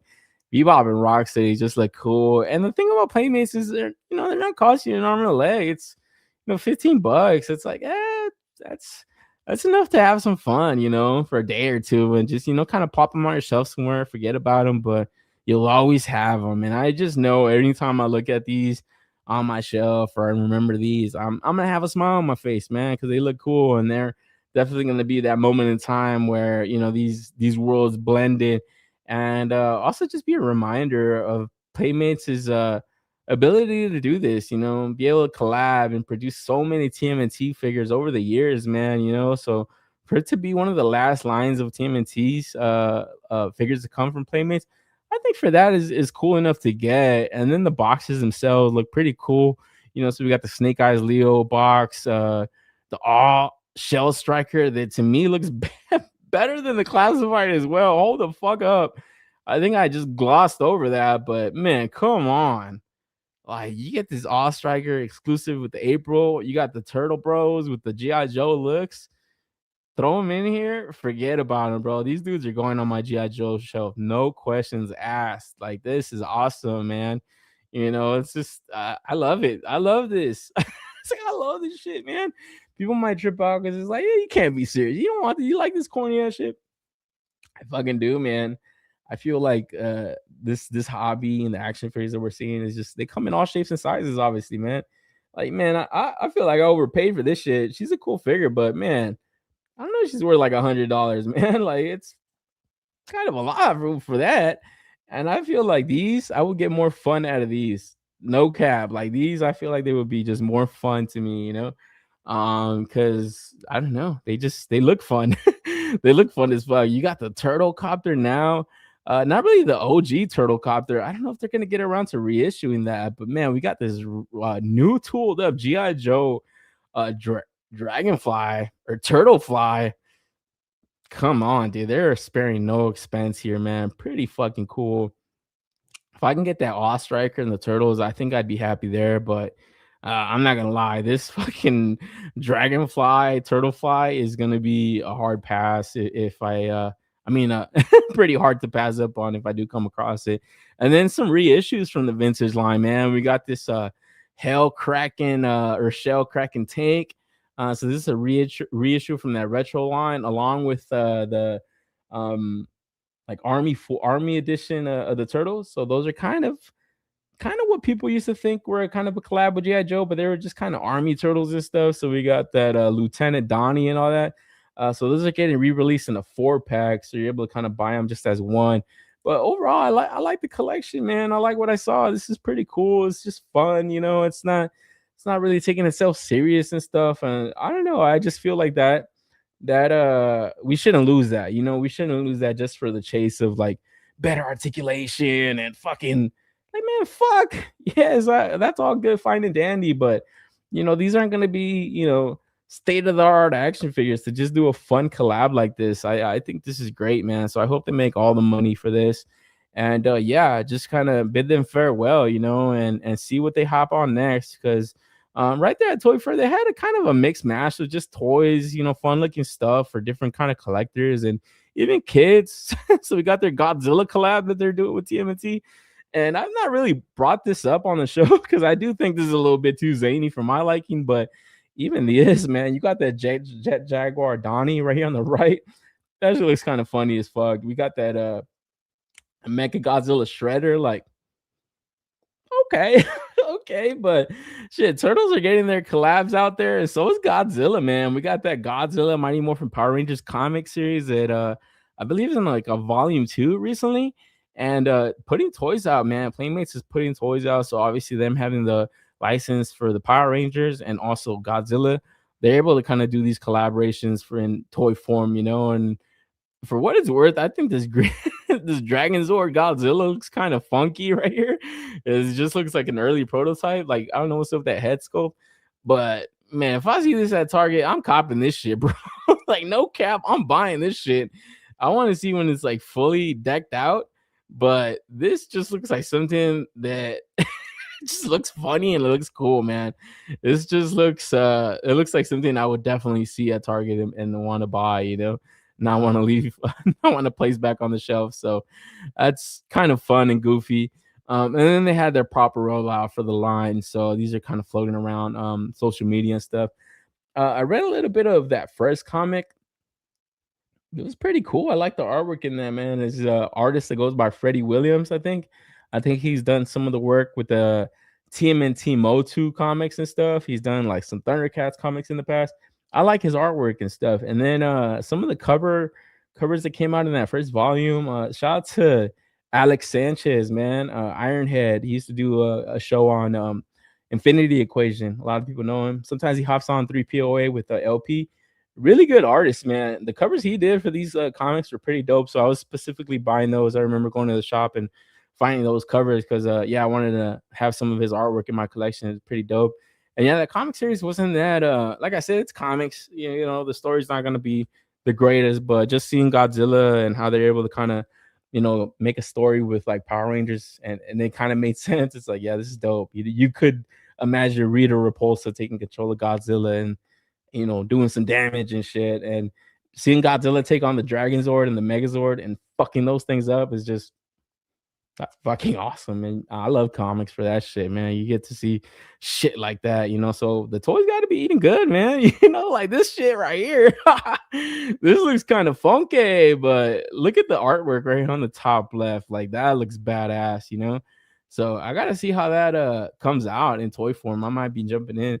And then obviously, man, I call Playmates the GOATs of TMNT, but man, I think you got to give props to NECA always for TMNT figures, man. These guys, they get all the props for TMNT, man. They've done quite a few figures as well. Continuing their TMNT animated series line, we got Sailor Raph and Incognito Michelangelo. So yeah, you got some turtles in disguise all the time. Obviously, for these guys, you're able to kind of, get fun sculpts out there from different iterations that happen in the cartoon. And I don't know, I think they're really going deep if they're at this point making these specific looks. And then Ultimate Construction Donatello, and then the Tuxedo Leonardo. So kind of fun. I don't know how many people are still in for this animated cartoon line. It was one of the deeper lines that a lot of people were collecting. And I always wonder, like, god damn, that's a lot of like animated series like TMNT. And I was always like, man, did people really like this cartoon that much to be buying like these deeper cut characters? So I don't know. I don't really see people talk about them that much anymore. So I don't know how well the overall line is doing, but NECA's just so deep with TMNT. They're able to kind of pump out the classic cartoon, the Archie comics. So we got the Ultimate Leatherhead. And man, the Archie comic stuff, those Mutanimals and stuff are really cool, man. That Slash to me is like probably one of the better Slash from that Archie comic series. And this Leatherhead looks pretty good too. I picked up the Slash and I picked up the Mondo Gecko, and both the Slash and the Mondo Gecko to me look like the quintessential versions of those characters. And this Leatherhead to me looks like the quintessential version also for like an animated / comic book look, kind of, especially for the Archie stuff. So I don't know. This might be a cool get. This is kind of what I picture Leatherhead from like the comic book look to him. He just looks like a guy from the Bayou.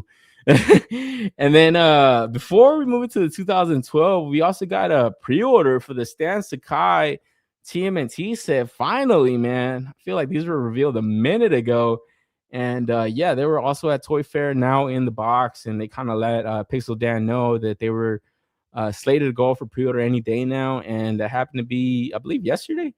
So finally got the promotional images to these, and man, it's hard to say when you've had enough TMNT and then something around the corner gets revealed and it looks this cool, man, because Stan Sakai's artwork for these guys just looks so dope. Like, I don't know, man. Just those head sculpts just set it off just enough.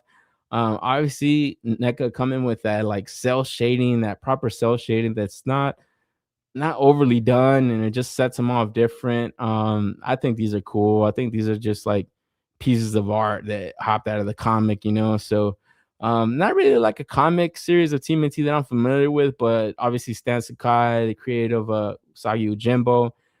You could definitely plot these next to your Usagi figure and make them a cool little shelf space, you know. So I'm hopping on these. I did see them go for pre-order, but I haven't locked them up yet, but definitely have them on my radar to get them as soon as they come out. Cause yeah, I think they just they look dope as fuck, man. You know, like they just look dope as fuck. And I think you can say that for the most part about a lot of TMNT sets. You know, it's like what TMNT set doesn't really look that dope, you know.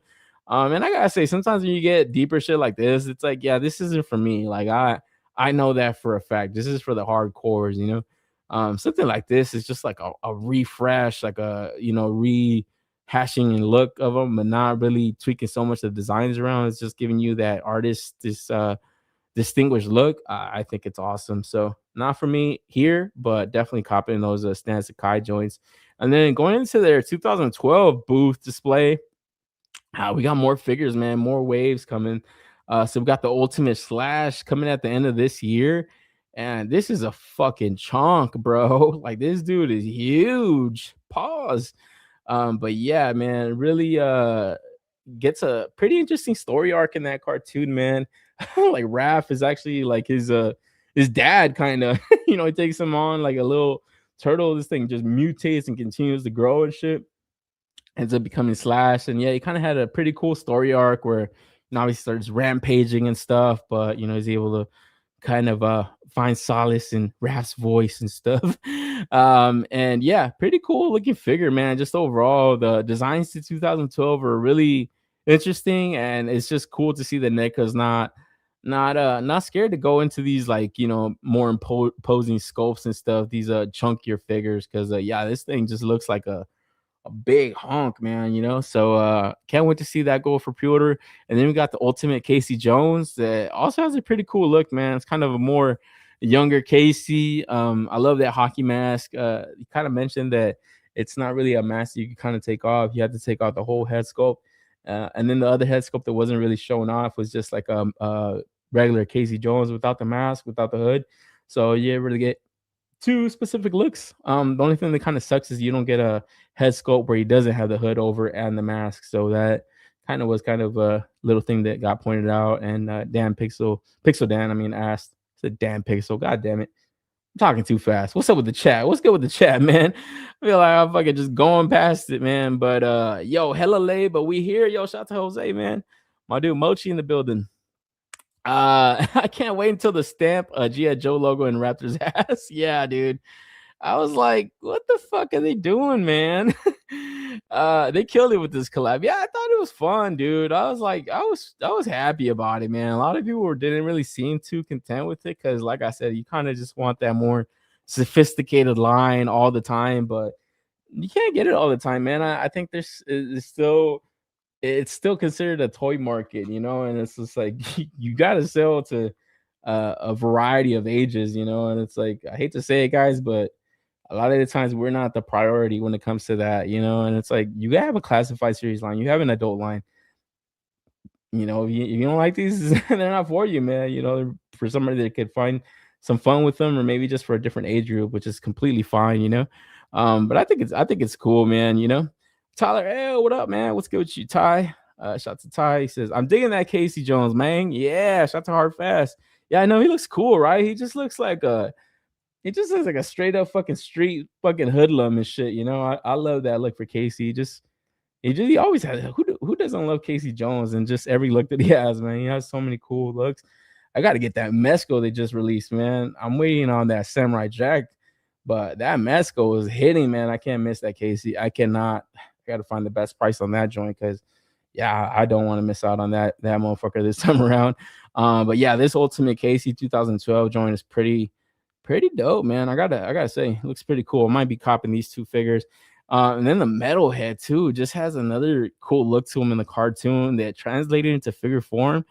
It looks a little restricted here, but I think they were mentioning that these are still prototypes that still need to be tweaked around and stuff. But just like a little stocky looking metalhead, I think it makes for like a cool little figure. You know, you have this dude kind of posted up around your turtles. It's like, oh shit, it's fucking Donnie's creation and shit. So pretty cool, man. I love it. And then the Splinter, man, I love Splinter in this cartoon. Best Splinter ever. Like, seriously, you believe this motherfucker could kick these dudes' asses? This figure right here just looks like a goddamn brick. So I don't know what they could tweak around here. I would hope soft goods, but damn, bro, this shit looks like anti-action figure right here. Like, god damn. So they need to do a lot of work with this thing, because or packing a hell of a lot of accessories with this dude, because it does not look like you're getting any movement but a swivel on the way in the waist. So it's like it's kind of worrisome. But Splinter in the cartoon is a really badass Splinter. So I was kind of disappointed with this one, but since it's an early look, I'm still holding out hope for improvements and stuff. Then Tiger Claw also was revealed, and the Foot Ninja. So you already had seen these, but just kind of giving us the full display here. You know, like I said, they got a lot of stuff ahead, man. You know, so they're not slowing down. And then out of left field, bro, coming in with the Fortnite TMNT. Hold the fuck up. I didn't have this on my bingo card, man. But I gotta say, bro, NECA, they understand what it is to have a license, man. I think they were the ones, weren't they the ones that pointed out to Hasbro Marvel Legends that they can make a Crystar figure? NECA finding the avenues to produce this stuff. It's like, yeah, we hold part of the Turtle license. These dudes hopped into Fortnite game. Let's hit up Epic Games to see if we can make these skins into figure form. A lot of people have been asking for Marvel Legends that look like the Marvel skins for fucking years, for a long time, forever. Never happened. Never happened. I think people wanted, you know, people kind of took that Thor that came out recently. It's like, oh, this is the Fortnite Thor. And I think people latched onto that and said, hey, they can make this, they can make that Storm, they can make that Rogue, they can make this. Never got around to doing anything like that. NECA finding the avenues to get it done, not just with TMNT, but also with the horror releases. This is how I know they know what the fuck they're doing when they have a license. It's like they're able to find the avenues to say, hey, we have these horror licenses. These dudes hopped in the game. Let's hit up Fortnite, Epic Games. Let's get this cracking. You got the Fortnite Shredder. It just looks badass as fuck, you know? The Fortnite Turtles, I gotta say, man, they look cool. Early prototypes, obviously, you don't really get to see how well they're kind of posed out. It just looks very static from what you can see here. But man, I was watching a GDL, and one of the guys on the panel, he was kind of pointing out like the extra straps on the thighs and stuff, and I'm like, yeah, you know what? I don't like that either. I don't like that. It's like that shit just looks like it's just like, I don't know, it just doesn't look good. So after seeing that, I'm like, god damn it, man. I feel like they just did too much with the designs, but I think in action figure form, I still think it's pretty cool, you know. I like the head sculpts. Obviously, the head sculpts look pretty interesting. You know, obviously you got the longer bandanas and stuff, and obviously they're gonna get that NECA ultimate treatment, so you know they're gonna get some cool accessories, maybe some Fortnite weapons. Like, you know, these guys aren't idiots, they know what they're doing.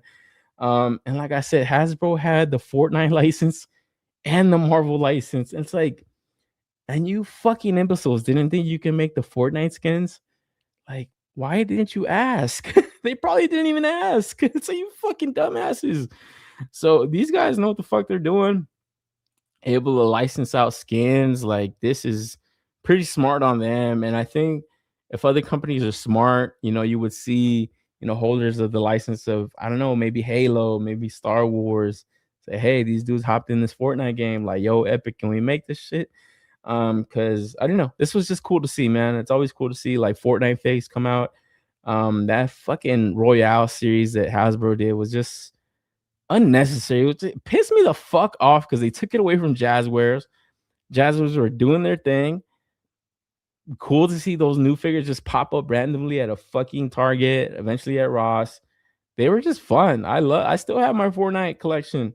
A lot of them. Dope. It's just cool.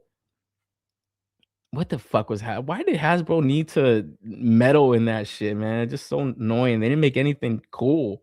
Really, when you look at that run, like, no, no. God damn it.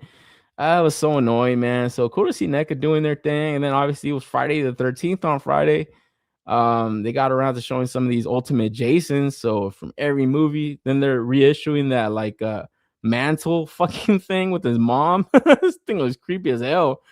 But I know that was fetching for a lot back in the day. So getting like a reissue on that shrine, and then yeah, just the Ultimate Jasons from the different movie. I don't know what the fuck Jason this is, but this shit looking hardcore, bro.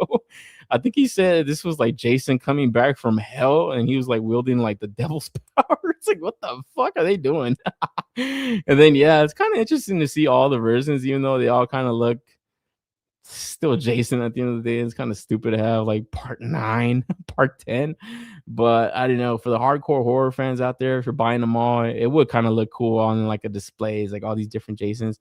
And then a new IP, Dead by Daylight, the Trapper.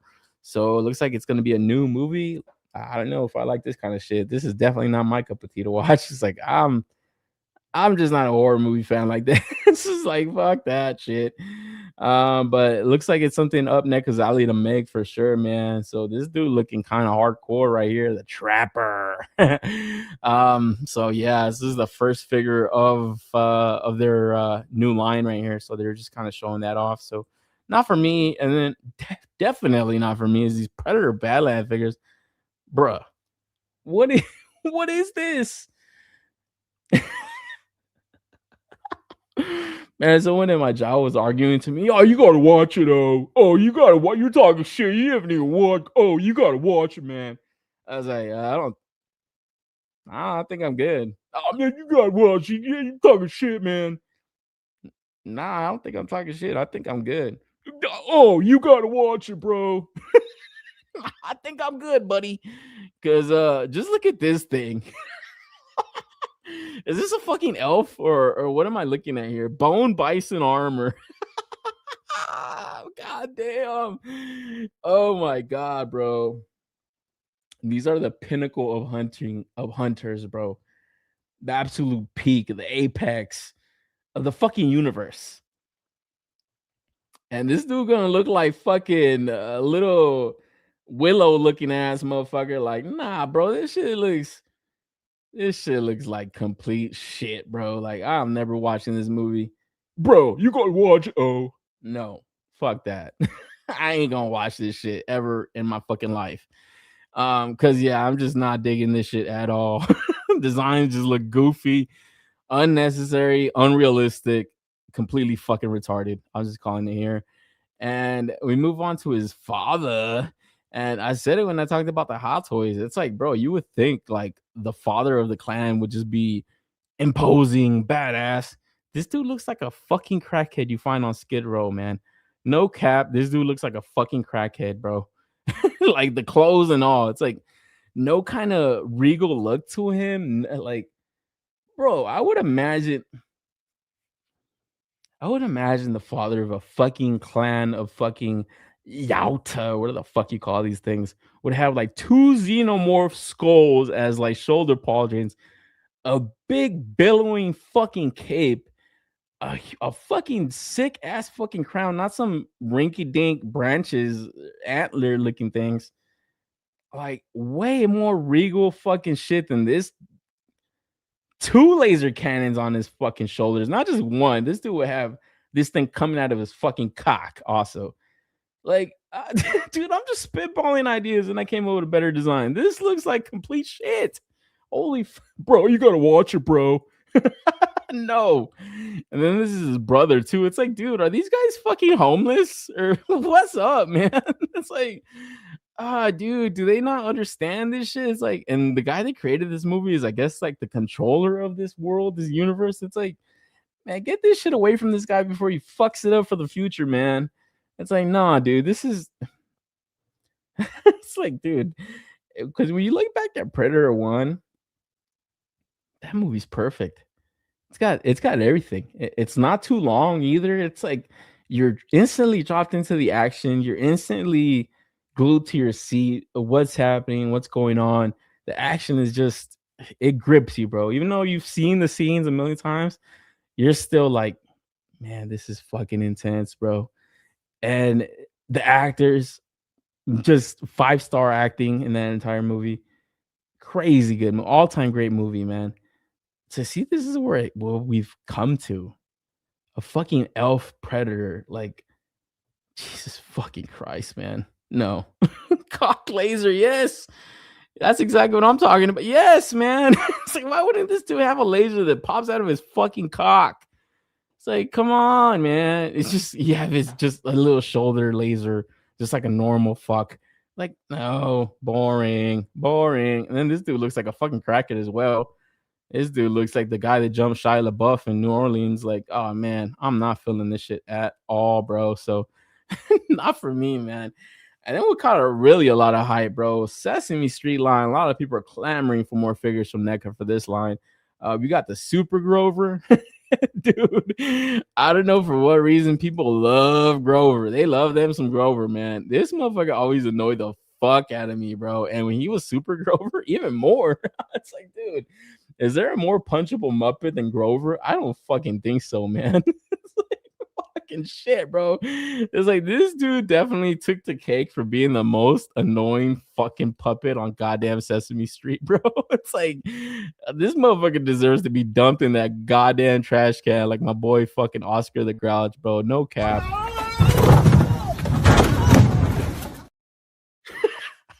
Finally, that fucking video comes in handy.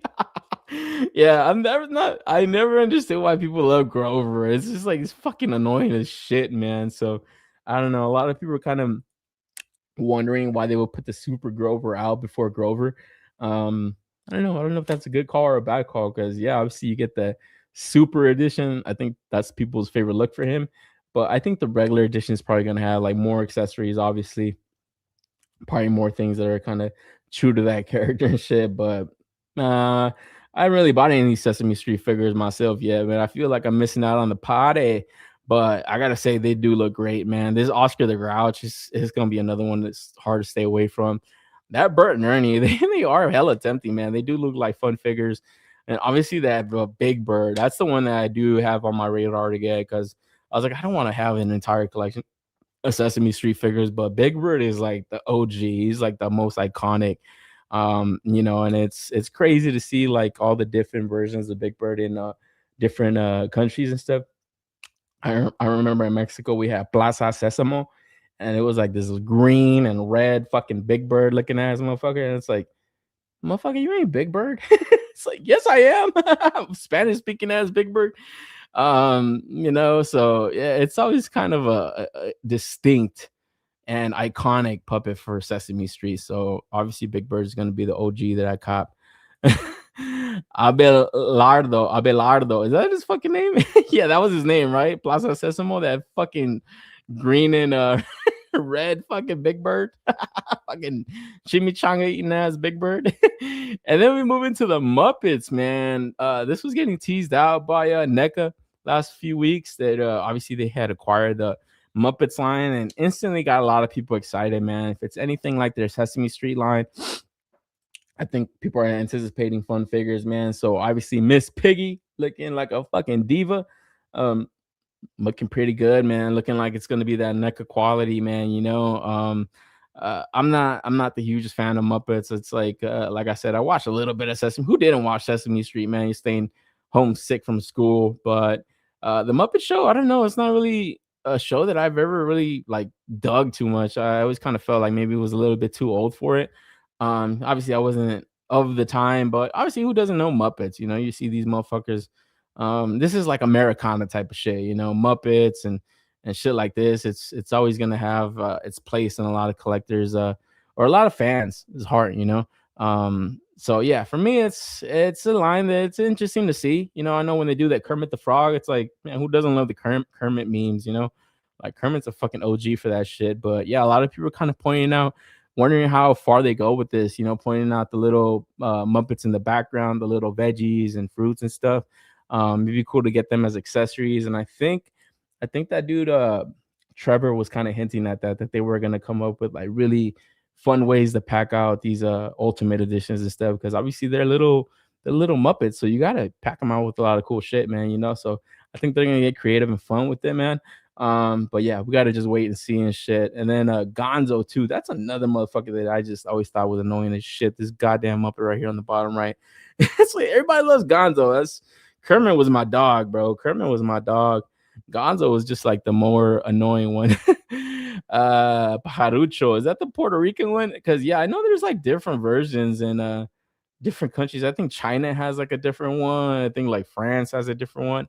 I just want Kermit and Animal. Yeah. What are the name of the old dudes? The old dudes that are like in that little balcony thing. Those dudes are cool. I think the Palisades toy line had done them, or somebody had done those. I don't know if it was Diamond Select, but I would want Kermit and I would want those old dudes that are always just talking shit to everybody. Those dudes were fucking hilarious. Because yeah, putting them on the shelf somewhere, just like them dudes are just chilling.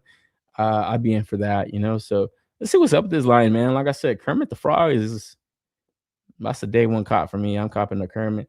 And then big reveal coming out of NECA right here, man. Disney Afternoon Adventure, baby. We got DuckTales. DuckTales. Like, dude, this was a lot of people's excitement this weekend right here, man. We got Huey, Dewey, and Louie. And obviously, Launchpad, we got Scrooge and then the Gizmo Duck. So each little duck is gonna come with like a more adult character, more bigger character. And this is just awesome looking, man. This is just delivering what NECA can do as far as like a animated series line. And yeah, just really kind of focusing in on that paint job and stuff, applying the little cell shading that they do with their paint jobs, obviously like the lines and stuff. Really kind of making these things look like they pop out of the cartoon, man. They look really good. That Scrooge looks great. Huey, Dewey, and Louie look fun as fuck, and it's like, damn, you got to get them. But yeah, you pack them in with like a bigger character. This is awesome right here, man. So yeah, Gizmo Duck, people are gonna go heavy with this line, and a lot of people are wondering, like, man, how deep do they go with like Disney Afternoon Adventures type of shit? As like, do eventually we see the Mighty Ducks? Like, bro, man, Mighty Ducks line. People have been wanting that for a minute, bro. Like, I still remember those cheap ass toys that came out back in the day and stuff. They were fucking awesome. They even had them like in Happy Meals or like Burger King meals. I can't remember. I think it was Happy Meals. Dude, Mighty Ducks was just also another great cartoon for that little bit in the 90s and stuff. So it looks like they're really leaning into like these animated series from the 90s. So cool to see, man. And like I said, this was a showstopper reveal from NECA, along with those Muppets, man. A lot of people really flocked to their booth to take a look at these, man. So they really got the attention going their way, man. I think it was good. I think it was good for them. Miss Ortega, I grew with DuckTales. Yeah, man. It's like, who didn't enjoy these cartoons every now and then? The intro would always play pretty cool. I didn't get to check out that like recent season that came out not too long ago on Disney Plus. I heard it was okay, man, but I don't know. I feel like nostalgia like this is just for its time, and it's like it's a good time now to put these figures out, because like I was saying, man, even if you just partook in these cartoons for a bit, man, who wouldn't want toys of them right now? It's like, man, they just look fun, just somewhere on your shelf. You got these little ducks and shit. And then obviously that Scrooge is just such an iconic fucking cartoon character himself also, man. So this is awesome, man. I'm getting these. Yeah, I think so too. I think I'm definitely in for these 3 figures in this first wave, man. But who knows how far they go, man. Maybe they do the Chippendales adventures and stuff, and see more. Maybe we get to see Darkwing Duck as well. A lot of people are kind of hinting at that. So yeah, it looks like NECA's kind of really flexing right here with this Disney license. I know a lot of people were kind of disappointed that Gargoyle's license kind of came to an end, but I think they're still holding on to their contacts with Disney and are able to kind of continue producing cool shit, man. Things that I think are going to sell better than to keep going deeper with Gargoyles. Only downside is that you have to buy them in 2 packs. I always hate Dewey, Bluey, and Gooey. Yeah, I don't know, man. I think it's still cool, man. I think it's still cool because yeah, they would probably be cool as like just solos, but they're just so small unless you put them in a 3-pack. But then you run the risk of just people just stopping there. It's like, I just bought the little birds and the little ducks and I'm good. And it's just like, that's not good for a line. So, smart of them. People can say it's scummy, but it's smart. You want people to kind of buy more, obviously, and that continues the line. So pretty cool, man. I'm not mad at it, man. Tyler was saying I had some of the Mighty Duck figures. Yeah, dude. I think right now is a good time to put those out, man, because man, it would be a lot of people's like fucking uh want to get them, because yeah, they just have such a cool toyetic look to them. It's like, man, I'm trying to remember like all the names to them and shit, but it was like, fuck. It's like, what the fuck? Why is this like a memory lock to me? I remember watching that cartoon all the fucking time, but damn, it's just something I'm like, wait, what was the names of these motherfuckers? It's like once I see their names, I'm like, yeah, that was it. I can't even remember the bad guy. How did the bad guy look, dude? I fucking have to watch like a history or retrospective on that cartoon, because yeah, when that shit was on, that shit was a pretty dope as fuck, Rojo in the building, bang, bang, bang, bang. What up, Rojo? What's good, you man? Shout out to Rojo, man. This dude doing it, bro. Shout out to Rojo. Darkwing Duck should be the next if DuckTale line hits. Yeah, I think that's kind of what they have. The Beagle Boys. No, it wasn't the Beagle Boy. What were the bad guys in Mighty Ducks? What was the name of that main bad guy? Rojo also saying Duck and Dog universes are way more fun than anything Mickey has ever done. There, I said it. Yeah, I think so too, right? I think, dude, yeah, the Duck verse is just it's all about it, man. Even Donald Duck, I think people just like love Donald, but his voice is just so like raspy. I think that was the reason that they didn't have him in this cartoon. I think originally the cartoon was supposed to revolve around Huey, Dewey, and Louie with Donald, but the creators realized, like, bro, we're gonna have to be like having full episodes with this motherfucker's like raspy ass voice. It's not gonna be enjoyable, because Donald Duck is just only enjoyable in like bursts and shit, So I think they found a way to kind of pivot the story around Scrooge McDuck, who was already kind of within that canon of the universe. So, they found a way to send Donald off to the Navy or some shit and just got rid of his ass. So yeah, this is awesome right here, man.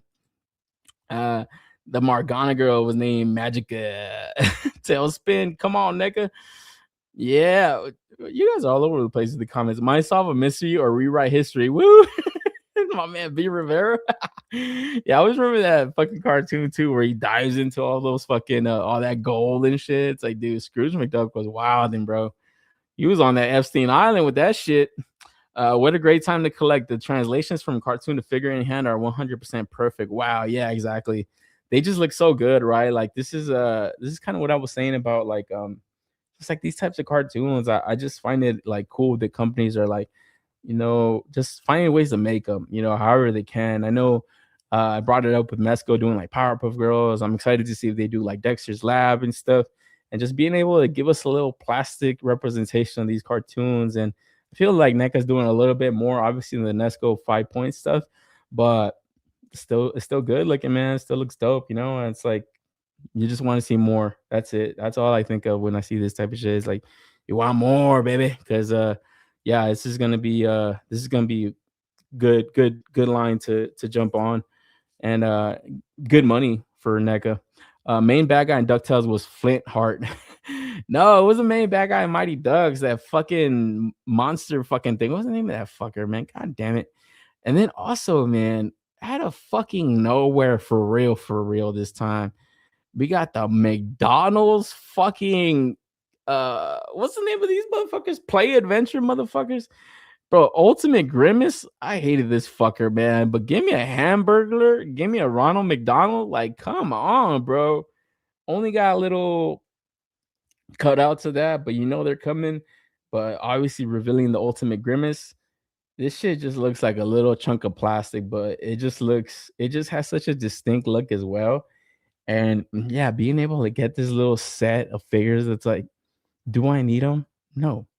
Do I want them? Fuck yes. It's like, fuck yes, bro. And it's just like, motherfuckers are gonna go buy a fucking Big Mac or a fucking quarter pounder and plop that shit or a Happy Meal right next to these toys. How awesome is that, bro? It's like, Yeah, dude, some chicken nuggets and shit, little barbecue sauce on the side. Don't forget the sauce, bitch. Yeah, these gonna be pretty cool, man. So pending licensor approval Q2 2027. So still a ways away, man. But this is what Toy Fair is all about, man.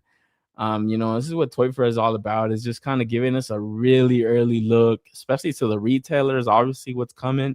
I know it gets them excited to see the companies are still doing well for themselves, still acquiring new licenses, and it just really gives a little preview to them of just excitement levels. Once I'm sure their companies are really keeping track of like all the streams talking about all the reveals this weekend. And yeah, seeing this fucking grimace on a lot of thumbnails, obviously, it's good. It's a good sign for the company to feel excited.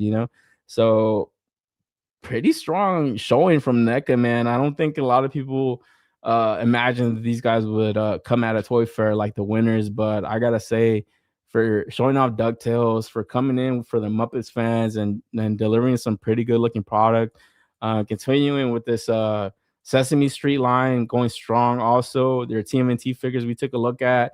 I feel like overall the company that was at Toy Fair that really kind of showed the most and got the most excitement was NECA. I think that was the video that I rewatched a couple of times from Pixel Dan to try to get everything. And I still didn't get everything because obviously some of the stuff is been revealed already. A lot of horror figures, a lot of different shit like that. But this right here really got a lot of attention.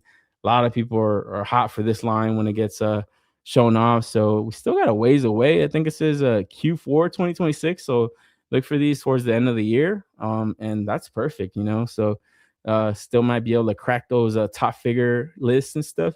And then this too is just like, I don't know, they're kind of finding these weird IPs to make and stuff. And like I said, I think somebody had asked that a while ago on the show, was like, man, who really is this shit for? And it's just like, well, anybody that could recognize the IP, I would think, that's in this hobby, It's just like, we recognize these motherfuckers as Hamburglar motherfucker, like, that's just gonna be fun. And even though Sesame Street figures, I haven't picked up any of them, I see that they look like a shit ton of fun. It's like, I don't know, it's just the perfect time to strike while the iron's hot. Is this time. So if the companies are able to make the stuff, like, what better time than now? Because hey, who knows? Whoever knows how, like, when this hobby really, the bubble bursts somewhat, and people really slow down and buying stuff. I think right now it's just we have for it, man. So be on the lookout for this stuff from NECA.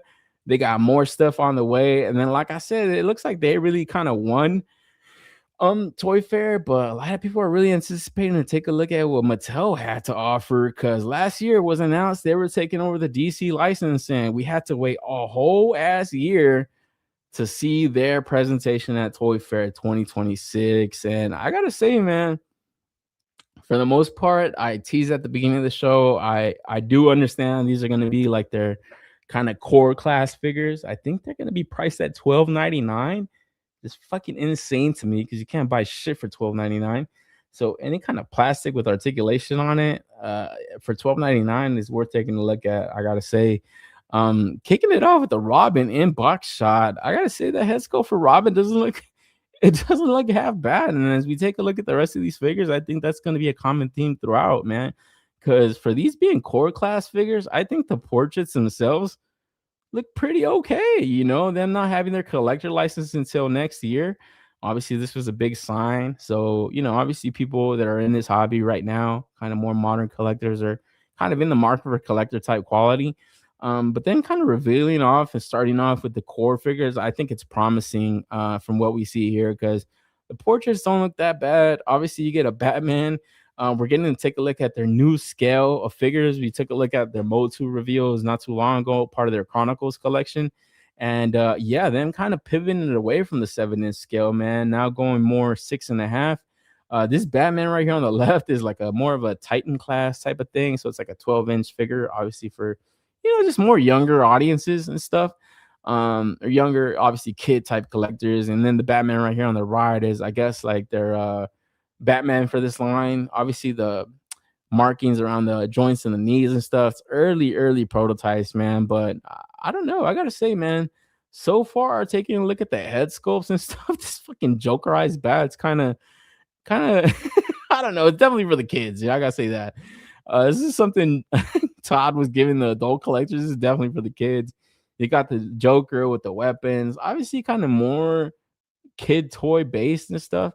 But the Flash don't look bad, you know, it doesn't look bad. The John Stewart Green Lantern looks pretty cool. I think those constructs, you know, that are like, you know, being able to, you know, use as armor, like a gauntlet, that's more than fucking Todd gave us. You know, so for $12.99, like, yeah, it being more than fucking Todd gave us one fucking lantern and like this little like translucent like whoosh effect thing. I don't even know what it was. It was dumb as fuck. That's what the fuck it was. Like, yeah, this isn't, you know, obviously you're gonna have different releases that have like play features and stuff. Because yeah, this is more kid-based toys. You know, you got like this mecha Batman thing, this Batmobile that kind of slides open and shit. You can stick the Robin in here. But like I was saying, man, the head sculpt porches, they're not too bad, you know, like this Tim Drake actually looks pretty good, you know, the Batman, the Superman. These being $12.99 figures, and I'm looking at them in that context, I don't think they look bad, you know? Like, look at the portraits, dude, on the Flash and the Green Lantern. So I came out of this actually, you know, feeling a little bit more excited for the overall collector line from them. Them kind of scaling them next to their WWE figures, and you can see that this Batman is a little bit shorter than the John Cena. Obviously, you know, them both on stands. Then we got the Cody Rhodes next to the Flash. The Flash isn't on one of these stands, but yeah, you could still see that he's a bit shorter, even if he was on that stand, you know. So I don't know. I think so far from what we saw, I think overall I came out with a more excited feeling for their new line of collectors, you know, than what I was anticipating. I thought honestly they were just gonna stick to their guns, stick to 7-inch scale, and it's like, well, we already got a 7-inch scale, so it's like I might have to just rebuy everything. Like, I don't know, man. But these definitely look like a pivot towards that sweet spot, that Hasbro scale, you know, when it comes to 6-inch figures, you know. So I gotta say, man, it's pretty promising stuff from Mattel so far. When you look at the pros, you look at the cons, it's like, yeah, obviously these are just too kiddie looking. But you know, if you can understand that that was the goal to show off the kids' toys, then I think you gotta give them their points, you know, because you just look at the articulation on these basic figures. They got thigh swivel, so they're already doing more than Todd. They got thigh swivel, so you know, they got accessories that sometimes are definitely more than Todd, and all for $12.99. Like, I'm still in shock about that price tag. So gotta wait to see what their collector line entails. Obviously, waiting a whole year. Um, Maybe we get a preview around SDCC, maybe New York Comic Con, get some kind of like highlight or some kind of, you know, some kind of preview, you know, for the year to come. But still a ways away until we see that. And like I was saying, Todd still got the license for now. We're gonna take a look at his booth and stuff, and talk about his you know, his next few years, you know, what he's gonna do. But from Mattel, it looked like, you know, they had a pretty promising showing. You know, it wasn't obviously going to be showstopper items because I think they kind of obviously don't have the license yet, and are biding their time. And I hope they're using that time to really, really kind of produce something really special, you know. So I think the patience is going to be well worth it in the end, man. So we'll got to see. Rojo saying, my kids have no idea who those characters are. The oldest is about 19. They're for us. Yeah, exactly. Right. Like the dude. Yeah, that's what I was saying, man. It's like I had brought it up in the past about Looney Tunes. Kids don't even know Bugs Bunny. Like, what the fuck? They don't know fucking Daffy Duck. They don't know Porky the Pig. It's like, what the fuck did we do to our fucking generations? The next generation, like, holy fuck. Oh man, they're definitely for us, dude. Toys are for us, man. You know, but continuing with the Mattel booth, like I said, their DC line was, you know, kind of, you know, for me it was promising. I took out the pros, and you know, overall, I think Mattel is kind of finding themselves in uncharted waters here, you know, because a lot of their line is already 7-inch scale, man. You know, we take a look at their WWE Street Fighter line. Shit, not for nothing, but some of these looking better than Jada, bro. No cap, man. Look at this fucking Bautista Sagat. Like, that actually looks pretty cool, bro. Like, I ain't gonna lie. That actually looks pretty dope, man. We got the Dom Ken. He looks annoying as fuck. I can't stand that asshole. The Blanca Ultimate Warrior looks pretty fun. The Gaio fucking John Cena. Man, I ain't been to Walmart, man, but I think these are popping up at Walmart already. I gotta get at least one or two of these motherfuckers, bro. I want that Ultimate Bison Final Boss Rock, man. The Rey Mysterio Ryu, and then that fucking E Honda. Fucking, come on, these look cool, man. You know, I gotta see what's up with them, man. I want to get at least one or two, you know, because they just look goofy and fun. That John Cena guy was really tempting, but I definitely am excited for the movie and excited to see what Hasbro does with them. So I feel like this collab is kind of coming at a wrong time because we're gonna get to see like a Cody Rhodes, Gaio, 50 Cent Balrog soon. So excited to see that stuff as well. But these are kind of goofy and fun, also, man. And then their Motu stuff, just to kind of shuffle through this. We took a look at this stuff last week or the week prior. And yeah, just really impressed overall with their core figures, also, man. These being their Chronicle editions, these are their 6.5-inch figures. So these are going to be like the more collector oriented stuff. And like we were taking a look at a couple weeks ago, it looked pretty good. Like this Skeletor looks good. I love that the movie producers didn't, you know, take liberties with tweaking these designs so much. They look pretty well represented from what they look like in their cartoons and stuff. You know, exception of a couple sniper rifles. It's like that still works. It's still awesome. Trap Jaw just looks like a fucking real life Trap Jaw if he had that deco. And just look at that fucking Battle Cat. Like that looks, take my money. I like this kind of party. You know, this shit looking good, man. I like this. So I think I was on the fence of getting like a lot of these figures from this line, but I do want that Battle Cat, and man, that He-Man just looks so good on that motherfucker. Pause. Yeah, I gotta get it. And like I was saying, they're still finding ways to offer core releases. So this is a more stripped down Battle Cat, more kid oriented. They're not skimping out. It's still a articulated cat, you know. It's like nice little mountain shit for your toys. And this is like the core He-Man in the core class Skeletor. And these are $9.99. Like Mattel's doing it right. If they got shit coming out from $9.99, like that's all I gotta say about that. $9.99, like you ain't buying shit for $9.99. You can't even buy a goddamn pizza for $9.99 anymore. So that's saying a lot. And then Mondo didn't have too much of a presence, but they did show off their 2000X line. And I gotta say, man, these look worse every time I see them. I'm kind of nervous. I am kind of fucking nervous, man. I pre-ordered both of these dudes, but they don't look that special. Like the paint and shit on the accessories look good, but man, I'm nervous, guys. I am fucking nervous. Like I don't know, man. Fuck, dude. To think that these are like 150 a pop, like what the fuck was I thinking, man? Like no, man. No. What the fuck, man? Hold on. This is a damn good looking He-Man already, bro. $20 fucking dollars. $20, bro. This is good enough. You know, you got the shield, you got the battle axe, you got the power sword. You know, the articulation is like limited as fuck, but he looks good. Look at this dude. Oh, fuck. God damn it. He looks like a guy cosplaying He-Man. What the fuck? Fucking hell. Oh, man, I'm nervous. I am nervous about this line. Dead ass, I'm nervous about this shit, man. So even this cape looking... This shit is looking rough, my dudes. I'm not going to lie. It shit just looks too bunched up. It looks like it's going to be fiddly. I don't know, man. I think these guys are fucking swindling us, man. I don't think this line is going to go as far as I anticipated. And yeah, I just hope that they're well put together and they're not popping off. But like this shit just looks too cumbersome. It looks fucking crazy. So I don't know, man. I'm nervous about this. I am nervous about this shit, man. So that's all I gotta say. I was really Mondo's reveals. They didn't really have too much of a presence here. I think they're really leaning in on you know, obviously they're just the reveals on social media, man. Their pre-orders are pretty consistently hot, you know, every time they drop something new. So they didn't have too much of a presence. But we got to jump over to the McFarlane Toys side of things, man. And he had been teasing out that he's locking up a lot of licenses with PlayStation, baby. So anything coming out of PlayStation, McFarlane Toys is gonna be producing figures, and we got to take a look at Helldivers 2 for him.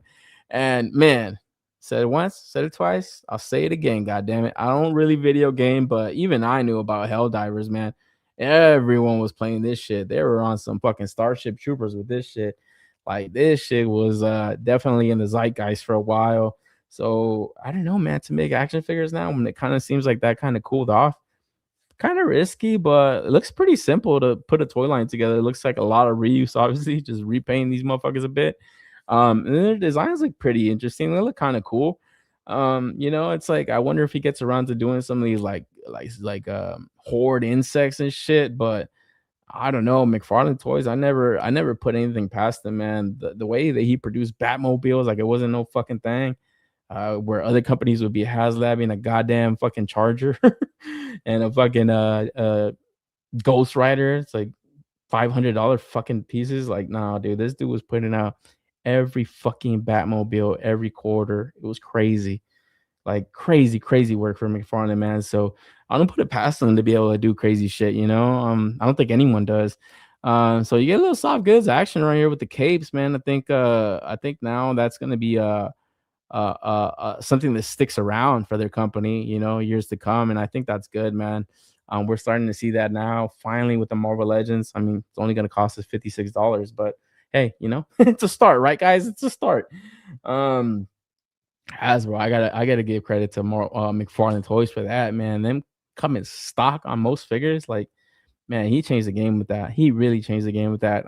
To this day, I don't think he gets enough appreciation for that, man. Because yeah, the wired capes, now we're seeing them more often. Yeah, I think Todd, you got to give the props to Todd. Pretty decent loadout. Like shit, you got all the guns with this motherfucker. Some decent hands. It's like, yeah, these are more packed out than most of his DC stuff.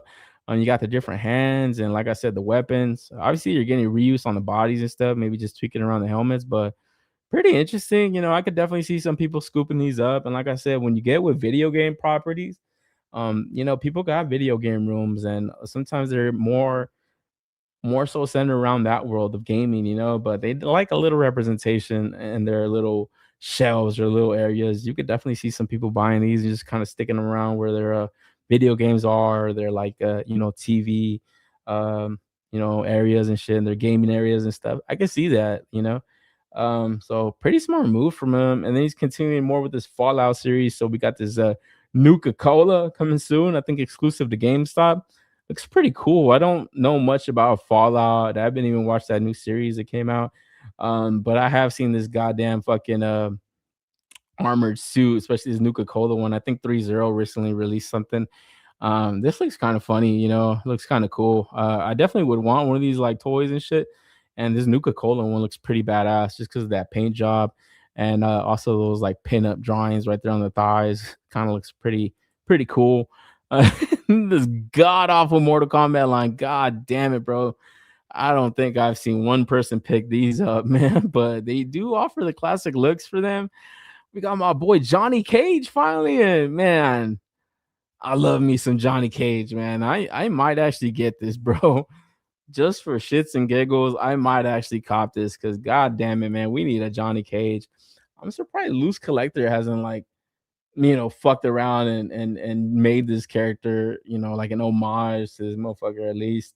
I think he could have pulled something off, pretty quick. But now with all this IP theft happening, these highlights on companies, I think a lot of companies are gonna be careful, man. But yo, this Johnny Cage not too shabby. I don't know where the fuck his nipples went, but McFarlane coming with that heavy reuse. And then we got the Noob Cybot and or Noob. Isn't his name Noob or is this Smoke? I forgot. And then I forgot what the red one motherfucker's name is too. But yeah, just simple reuse from these Sub-Zero and Scorpion Ninja bodies. We even got the Reptile where he's fully cloaked out, and then his Sub-Zero's like frozen clone thing. Like I said, these things look worse every time I see them, man. But if I come across that Johnny Cage, I don't know, it might be a pickup just because Johnny Cage is just such a badass. I think he's like probably, I wouldn't want to call him my favorite from Mortal Kombat, but he's up there. He's cool as fuck, man. And then we got this Lich King from World of Warcraft. McFarlane coming with a better release. I know this was like a third-party figure that came out not too long ago. I heard that thing was a hunk of shit, man. Like there was like massive QC issues with that thing. Shout out to Achilleon. I think he even put out a post saying, "Don't get this figure." Yeah, so McFarlane might come in with that scoop, that save, man. So if you World of Warcraft, I think it was pretty cool to see when he got that Blizzard license, and then he started coming out with the statues, and I think people were like, "Ah, fuck! I knew this guy was gonna shit the bed." So to see that he's kind of still making figures of that, because I think the same thing happened with a Diablo license.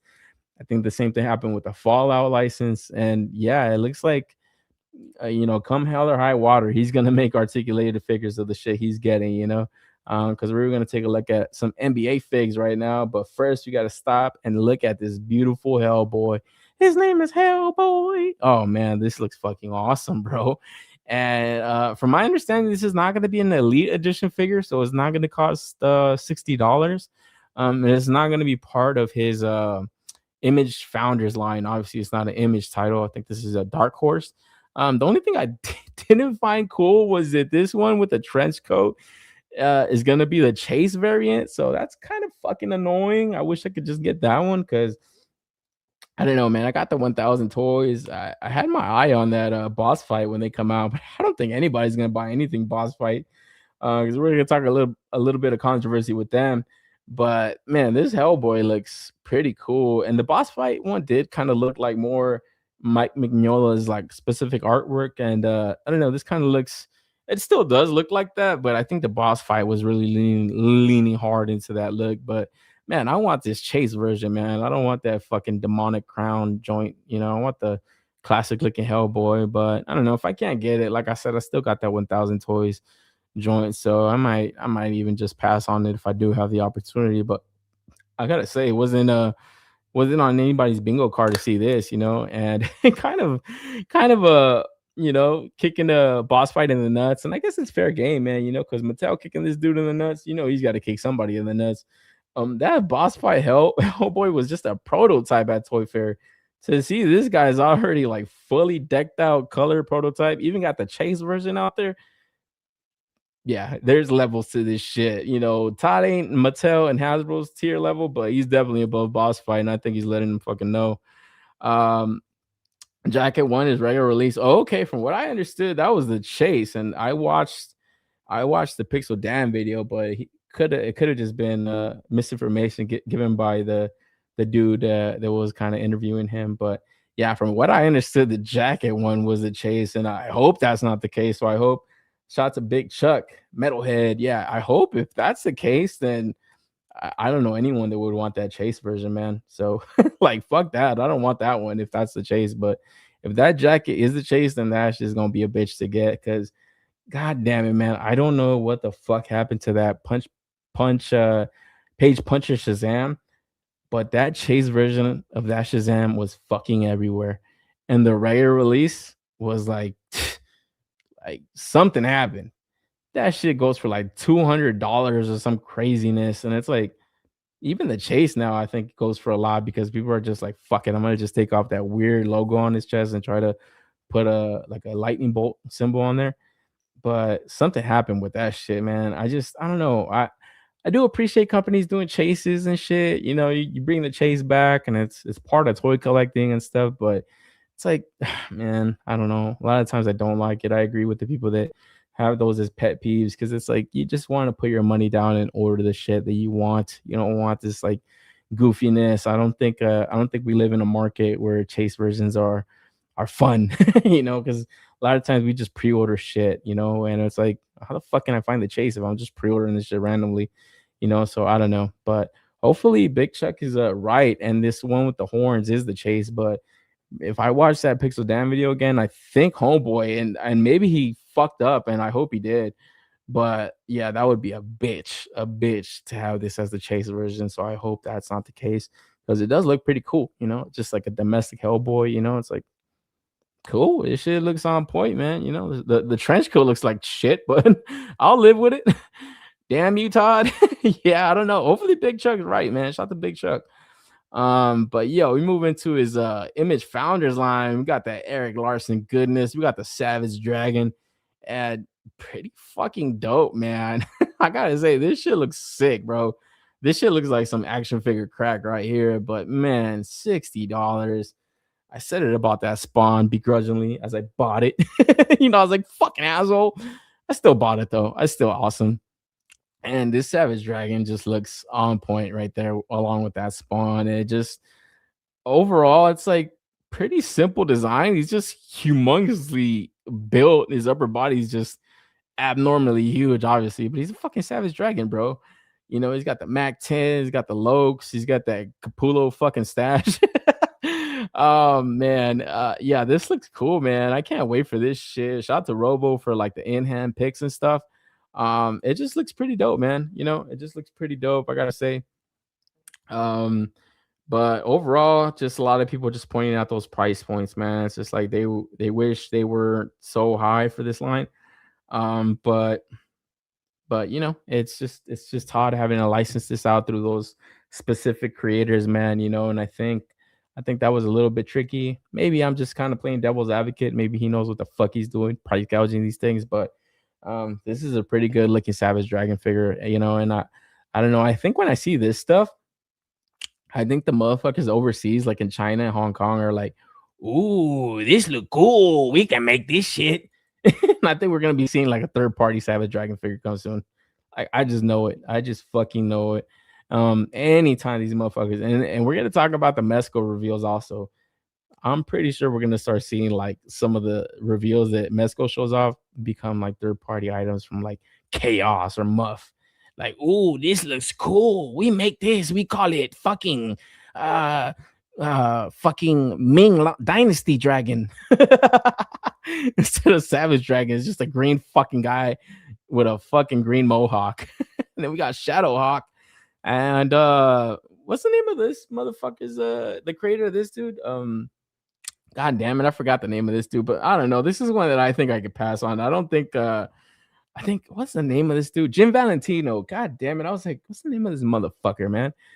I think I could pass on this one. This one just doesn't look like action figure crack. This shit looks like fucking I don't know. It just looks like a boring Todd like reused figure. It's like where this is just like, yeah, this has just such a huge upper body. It's just like looks like it pops out a lot on your shelf, or just straight up hand candy. This shit just looks like some generic ass wannabe Wolverine, wannabe Batman, wannabe fucking, I don't know what the fuck this shit is. And that's why it's like, yeah, it's cool that you own this comic, but I don't know. I don't know if it's like a instant classic, but I don't know, to be able to get all of the Image Founders line and have them all on the shelf, that would be kind of cool. So Shadowhawk, maybe. I think if it goes on clearance, I might see what's up with it, but this shit looks like a fucking X-Force Wolverine metallic with a shield and shit. Like, I don't know, man. I don't know if I like that. Or the Savage Dragon, man, like, dude, this shit just looks badass with the glasses. Like, just, yeah, I'm all over this shit right here, man. They got me for fucking 60 begrudgingly. You're not paying that for a fucking Thor, so I guess you got to pay that for a Savage Dragon. And then this dude, I got to save a little bit of money, but we got to see what's up. My man, action figure Boncho. Boncho, you missed your figure, bro. Shout out to Aidenscape pointing this out, man. Cowboy Boncho. Shout out to 8, bro. Your boy 8 hitting you up with this. Oh, man. That's like definitely an inside joke. But if you ever see a picture of Boncho and you see that cowboy, yeah, that's definitely Cowboy Boncho, man. Like, just like this dude, bro. There's so many figures that look like you. It's just fucking crazy. It's like you have your own universe, dude. Oh man, that's so funny. But then, obviously McFarlane Toys, he's got to have his Spawn. So we got this Angel Spawn or Wing Spawn. I forgot, man. It's just fuck, man. This is like his crown jewel, but god damn it, bro. It's just too much Spawn when you have fucking 2 or 3 of them, and then you get 5, 6, 7, 8. Oh man, it's just fucking shit, bro. But I know for the hardcore Spawn fans, this is it, man. This is they're eating this up all day, because yeah, like I said, I think the most part when you have like collections and shit, and you have like a deep collection of certain, like certain spawns, or you have an entire spawn collection, the more you have, the better it is. But if this is like just like a random pickup for me, I'm like, no, I'm not picking this up. I would have to have more of them, and I do have a good amount of spawns. I have obviously the she spawn, I had that monolith, I got regular spawn, I got a gunslinger, I got that medieval knight motherfucker medieval spawn, I got that Kickstarter one. There's a good amount out there. The ninja spawns are looking cool, but man, this spawn looks cool. But wasn't there like also a redeemer? It's like, I already got a fucking character that has wings. I don't need your ass to have him. I don't know what the fuck this is. Bone collector spawn. I don't know. I made that up completely, but I believe it. I believe that could be the name. Then we got a demon spawn. Fuck, I don't know. I think that's another spawn. But like I said, it's just, oh man, get away from this, Todd, please. Get away from this. And then these weren't mini mates, but I forgot what they were called. But I don't think this is the coolest thing in this spawn booth, man. Honestly, to be quite honest, it's like, dude, you can license your character to other companies, man. License it out to Yamaguchi, dude. Please. That would be just insanely fucking cool, man. Or a Mofex spawn event. It doesn't even have to be like an LPZZ or InArt shit. I'll take a Mofex spawn. That shit would be off the Heeze. It's like, please, Todd, just stop doing this. Just make money just licensing your shit out. You'd make way more money. That's like, I don't understand that as far as business goes. It's like you have this really cool creation, but because it's your baby, it's just like you don't want no one else to touch it, man. They're gonna treat it right, Todd. Trust, man. They're gonna treat it right. And us as collectors, we're gonna be winning, bro. So we gotta wait to see, man. And then why not? Everyone's doing it. Why the fuck can't Todd make TMNT? Continue to make TMNT. And I gotta say, man, I ain't picked up those TMNT figs, but I've seen some reviews. They actually aren't like the worst out there, I said that loyal subjects were better, but I gotta take it back. I think if I had the opportunity to trade my loyal subjects for the McFarlane joys, I think I would. And then these like fucking feudal Japan looking ones, it's like, I don't know. Obviously they're doing the IDW stuff, so they could kind of go in and find different iterations of the turtles. Obviously, Playmates is doing goddamn G.I. Joe. It's like, why can't this guy make this shit? It works. Fair game, man. So everyone's doing TMNT. I can't wait to see how Mattel handles that and how they divvy it up. But yeah, not a lot of information from Todd, man. He's even got the Dan stuff.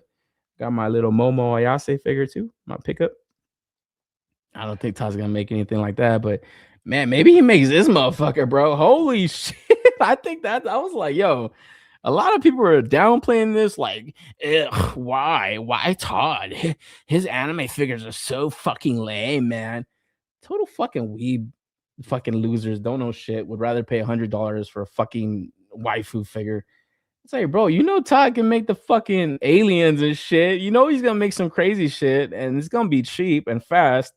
Yeah, bro, you gotta look at the pluses, bro. You don't look at the bad shit.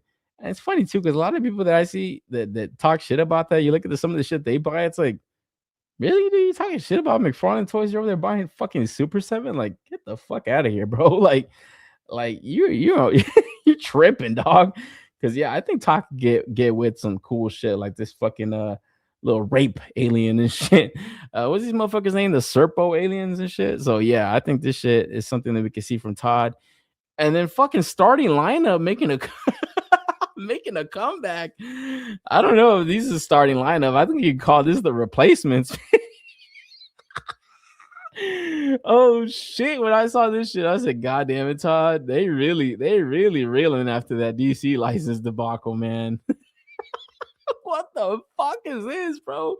We got my boy LeBron James. We got Wembenyama.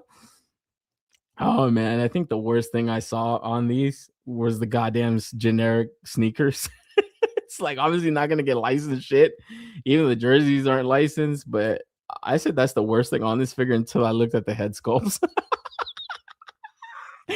Oh my fucking god, man. We got SGA, baby. We got the MVP. We got I think Giannis looks more like Kevin Durant. Fucking hell, bro. This was This was not on my bingo card to see starting lineup come back, but like I said, you call these the McFarland replacements. Oh man, this is rough. This is really rough, bro. This is really fucking rough. But man, I don't know. I think maybe you could find some use for these, man. Maybe some fucking I don't know, just some background characters. Got like a 7-foot background of characters. Like, aren't you in the NBA, bro? Oh my god, who asked for this? Oh man. You know what? You try watching an NBA game, bro, and you see worse shit in real life than these figures, bro. Like, seriously, what happened to the fucking NBA? What happened to the NFL, man? God damn, bro. We are hurting as a country, man. Seriously, bro.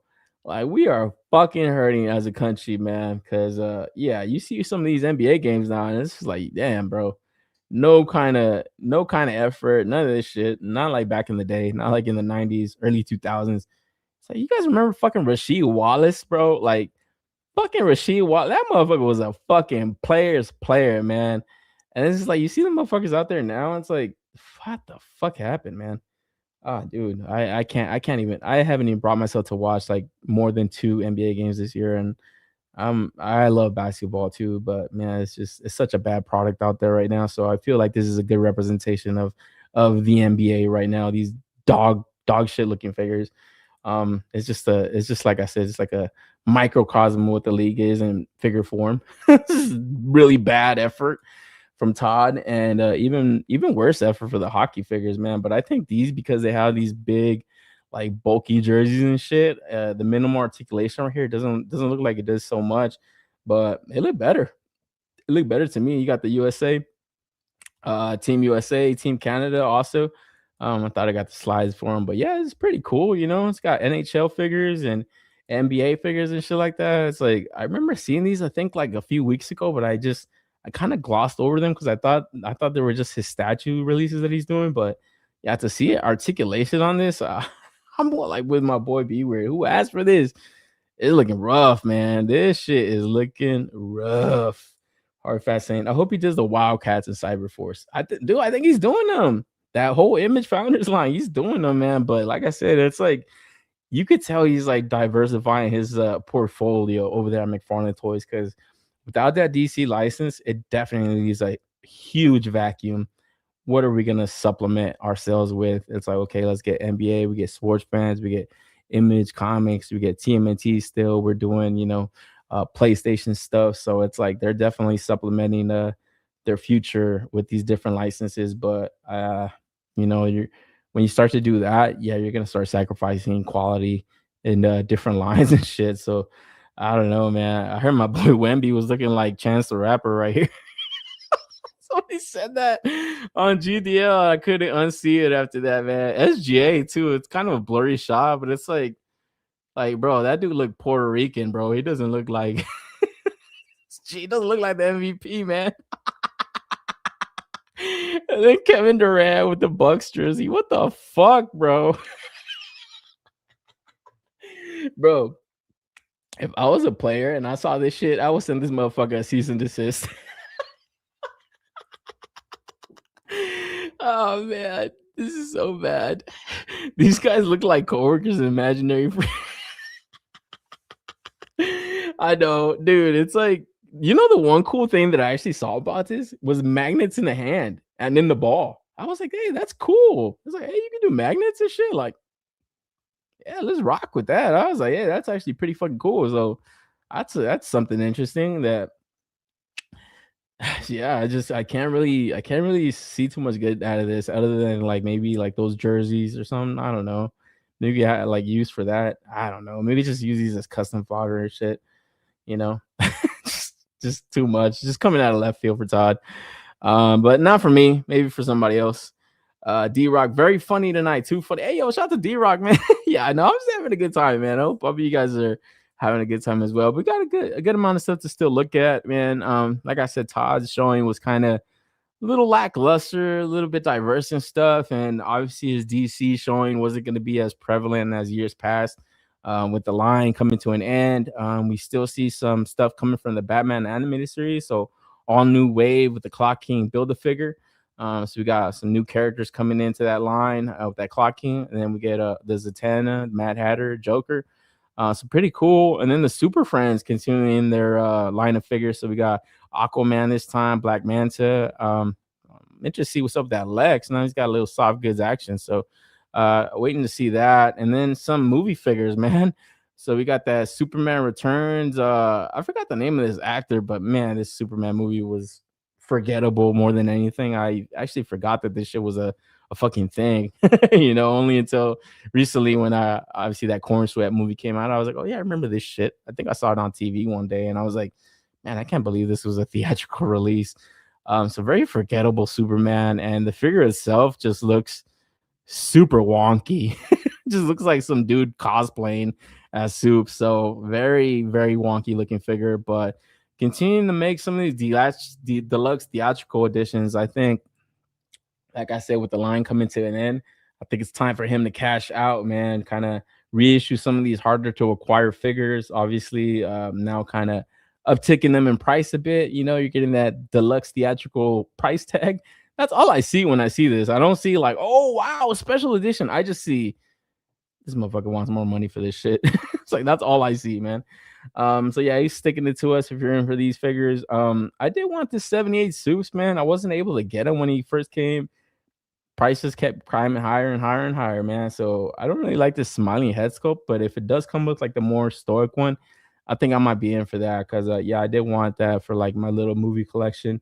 And then that Joker, man, we got MEZCO coming around, we got Inart, all these companies really coming with their shit. But I do have a McFarlane collection of villains, man. And I don't know, kind of thinking about getting this Joker and this Bane. I ain't gonna lie, man. I don't know. As soon as I get them, and I know as soon as they come to my house and get delivered, I'm gonna be like, why the fuck did I get these fucking things? I know it's just gonna be a feeling, but I can't help it. So kind of a bummer, man. It's really kind of coming to an end for Todd. It wasn't a lot of news. Like I said, you get these like reissues, repacks. Kind of big news. The Superpowers is still gonna come back, now exclusive to Entertainment Earth, but it just looks like his time is winding down, man. You don't really get Walmart exclusives, Target exclusive, any kind of announcements. And I think shout out to the Adventures in Collecting podcast. I think they had an interview with him. And I saw one of their reels on Instagram where they were kind of just asking him about is there any kind of new DC multiverse, because it wasn't anything revealed at Toy Fair. And he says not really, not much new. What we've shown off is pretty much going to be the end of it. Kind of ride out the rest of the year, maybe a few new releases that haven't been revealed yet. Obviously, we're waiting on that 89 Batman Joker comic book edition. Those Batman Return figures came out, so it's still kind of a few things that he can kind of put out. But it does look like it's kind of winding down for him, and just kind of leaving it open as far as like how these licenses get broken up. He kind of mentioned to them that once Mattel comes out with their stuff, they're kind of right now just giving them obviously their opportunity to kind of hit the ground running themselves. Obviously, they're the new holders of the license, and then from there, the companies are gonna see where basically they're lacking, like where like Mattel is gonna be lacking. DC might find avenues to branch these areas of opportunity to other companies. And I was actually watching Brian Flynn, the Super 7 walkthrough with Pixel Dan, and he kind of said the same thing about TMNT, that since all these companies have TMNT, toy lines out there, now that the line is shifting over to Mattel, they're going to wait to see what Mattel wants to do with it, what obviously the TMNT holders want to do with it. And if there's any kind of room for like obviously like more adult collector items, because I don't know, I'm not claiming to be an expert on how these licenses work, but from my understanding is obviously like kids based stuff, collector based stuff, non-action figure stuff. So different kind of areas, different kind of avenues that they can kind of find ways to make DC product. And I think Todd, for right now, they're going to lean into these little Q fig things. I know you guys have seen those at Walmart. They kind of look like little chibi style little statues and stuff. For right now, that's all they have in the near future. Obviously, this Superpowers line, but we're going to wait to see obviously when Mattel comes in 2027 when they take over. And then from there, maybe we see potential for lines like this to continue. Maybe Mattel has no interest in superpowers. Maybe they have no interest in, Super Friends, Batman the animated series. I don't want to say Batman the animated series because how the fuck wouldn't they have interest in that? But there's going to be areas of opportunity for companies, and if you're doing right by DC now, they might look at your company and say, hey, you guys might be perfect for this area of opportunity that Mattel is not taking advantage of for us. But we got to move over to Marvel, baby, because they have their reveals also. We got to get into this Iron Spider Aaron Davis figure. And fuck, a lot of people were like, who the fuck is Aaron Davis? And I was like, bro, isn't that the Prowler? And man, I never fucking knew that this was his Iron Spider suit. I had no idea. And I actually have the Amazing Yamaguchi of this one. And I had no fucking idea. I thought it was just like an offshoot color. And I think for that reason, I was like, I don't know why the fuck I bought this version, man. I was like, so actually come to find out that it's actually Miles' uncle taking over this suit, giving it a different kind of paint job. I don't know. I don't know if I gotta unbox that thing and bring that shit out again, but pretty interesting Marvel Legends. I know these Waldos have been updated not too long ago, so they are more sturdy, able to kind of hold the figure up and stuff. This classic pose and shit. But the figure itself was fucking $35. Like, holy shit, bro. Saw that shit go for pre-order today, and I was like, damn, man, this shit is no joke collecting figures these days, man. Like $35, that is fucking crazy. But that's just the name of the game, man. Price of entry for some of this stuff, and I don't know, like I said at the beginning of the show, sometimes that's kind of nerve-wracking, man. You don't want to be just feeding the machine all the time because that machine is gonna kill your ass. And then we also got Professor Hulk, man. And I think this was one of the teases they had teased out a while ago. They had teased out his gun. And then I think before New York Toy Fair, they had put out these bunny slippers, man. So coming with Professor Hulk. And I gotta say, man, some of this Hulk actually looks pretty interesting, man. Now coming with like pinless legs. I think Dan Yoon had mentioned to Book Nice that some of the torso was retooled and stuff. And I don't know. I mean, I don't know what that actually entailed. It didn't really look to have any added butterflies to it. The waist swivel looks like it's still there. So I don't really know exactly what they kind of shifted around. Is that torso different from the other Hulks? Because I don't know. My shit still it doesn't look like it, right? It still has that diaphragm cut. So I don't know exactly what was like retooled on this, but I did notice that the legs are pinless. Maybe like the arms. I don't know if the arms on the old one are pinless too, right? So I don't know, man. For me, it's not really like a look of Hulk that I really want.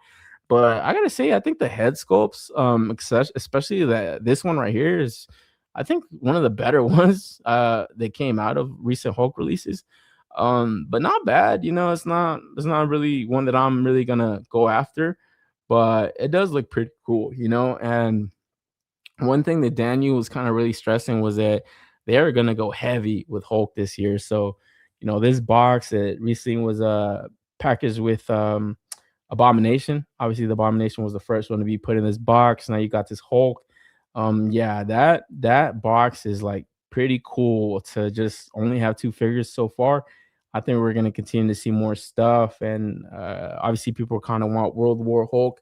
That's one that a lot of people would definitely stuff in this box right here.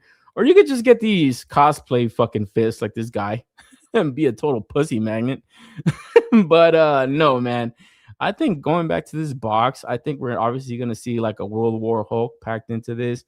And honestly, man, I don't know if you guys read some of this Donny Cates run that happened. I think this was at the end of 2021 or the beginning of 2022. It was a few years ago. And obviously, Donny Cates, man, is like one of the more premier writers, I think, from Marvel at the time. I think he was getting a lot of love for his work on Venom, some of his work on Thor. I remember buying this run because, man, Ryan Otley, bro, that artwork that he does, especially with the Invincible stuff, is just so fucking awesome that when he did Hulk, it was going to be intense. But right away, a lot of people did not like this run because this shit ended up becoming Spaceship Hulk. But like I said, the artwork to Ryan Otley was just so bombastic that I actually found enjoyment in the first few issues of this shit. Right away, you kind of get dropped into the story of the Hulk being kind of taken over by Bruce Banner's psyche inside and kind of using his body as like a basically like a spaceship, almost like a ship, and just really kind of able to imprison the Hulk's essence in like this like prison inside of the psyche of the Hulk and stuff, and really just kind of like using it almost like a steam engine. Like the angrier that Hulk got in the essence, the more he was able to rage out, and obviously in the real world as this like spaceship fucking thing, and this shit, like I said, it got pretty crazy, man. You started to see like this dude taking on like Hulk Galactus in his like psyche and stuff. Really fucking intense. This motherfucker even travels into space because he's just trying to get away from the Earth or whatever. Ends up running into Thor, I believe, like in issue number 9 or something like that. I can't really remember the exact number, but this issue right here was just so badass. I remember the open spread and shit. They had like, it almost looked like a video game. And yeah, these motherfuckers hit themselves so fucking hard. They combined or some crazy shit. Yeah, issue 26. So we got this fucking Thor Hulk that I think is gonna get packed into that box also. I'm like, you know what? They might pack this fucking Thor Hulk into that shit, because when the fuck else are they gonna make it? But give me this spaceship Hulk, man. This Starship Hulk. I think this would be a fucking action figure crack, because it's just something fucking really distinct for Hulk. And like I said, that Ryan Ollie artwork is just so badass, bro. Unfortunately, Donny Cates is such a fucking drug addict that he wasn't able to kind of finish out this run. It was just like a debacle that happened, and I really just enjoyed the artwork more than anything. It was really bombastic, I guess you could call it. But some pretty cool little story arcs within this shit. And then in this, there was a lot of spec behind this fucking thing. This fucking dark Titan Hulk that was like in the psyche of this motherfucker. Obviously a lot of people that collect comics kind of are in it for the spec. So it was the first appearance of Titan, all this kind of crazy shit. It really got a little bit zany and stuff, but I don't know. I enjoyed it for the little bit that I read and stuff. I think I read up to when this thing was popping out of him. Pause. But yeah, I think we're gonna see something like this, because I know that they are Donny Cates fans. I think they made that King in Black Venom obviously a few years ago with the Null. They got the Null figure out there, so I think we might be seeing something like this. Maybe even this fucking Titan Hulk thing packed into that box, because like I said, that packaging art is for something, and they're kind of letting us know that a lot of Hulk love is gonna come this year, especially with his appearance in that Spider-Man movie. We're gonna be seeing a lot of this crazy shit. Does that Hulk still have that shit disc waist? Yeah, I think it does, and that's why I'm like, I don't know what exactly is retooled on this. I want Professor Hulk. Yeah, shout out to my man Tyler Arrow. It looks pretty cool. I'm not gonna lie. For me, I'm not digging it the most. I hate kind of smart Hulk, but keep showing this fucking guy off. The whole torso is new. Okay, so man, I gotta look at this shit like side by side with my Hulk, but I don't know, maybe like that maybe like the little bit of the butterflies that are on the sides and shit. I don't know if the butterflies come forward a little. Okay, yeah, I saw that, and I'm like, yeah, you're right. On the old Hulks, it didn't really have that, right? So it's not really cutting into the pecs so much. And I think they had mentioned that. So I saw somebody mention that on stream that on Marvel they don't want any kind of cut on that butterfly area for Hulk ever. Like, so I'll wait to see. The art is good. Okay. Yeah, I think the box art. I like the box art. The box art is crispy as fuck. I like that shit. Check out Grizzly Shark and Sea Beat from Ryan Hartley. Okay, I gotta see what's up with that. Yeah, because I know he's doing that Battle Beast series right now, and that shit looks intense. Also, I gotta see what's up with that collected edition of that, because I think they're starting volume 2 soon. I think it started, and then they had this teaser, so they got a little sewer little plate and shit. So TMNT, baby, got some Marvel Legends TMNT. You heard it here first. No, I think a lot of people are kind of pointing out Mole Man. Donny Cates Thor and Hulk sucked. Yeah, I know. Overall, I don't think it was the greatest run, but like I said, there was some cool shit in that, man.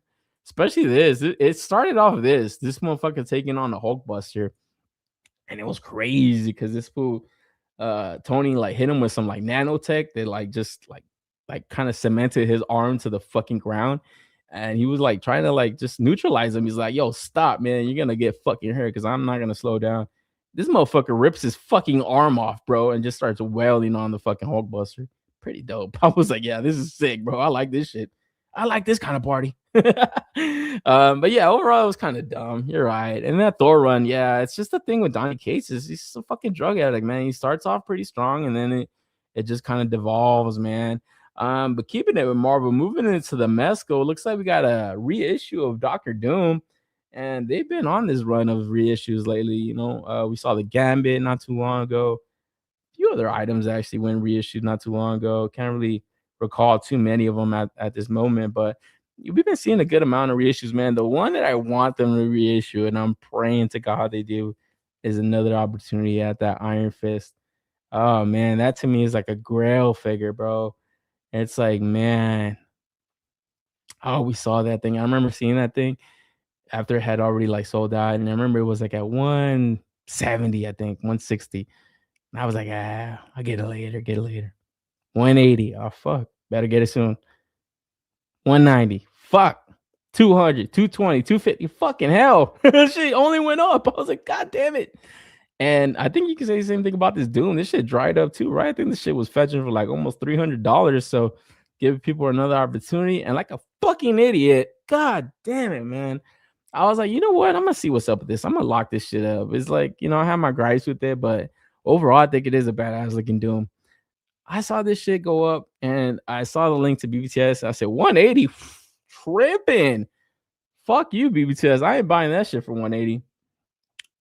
And then I saw an Entertainment Earth link and it said 150. I said, oh shit. Fuck, you know what? Later on, when I sit down, I'm gonna order from Entertainment Earth. Fuck yeah, that's a way better price. That's what I'm talking about. Can't wait to get that later.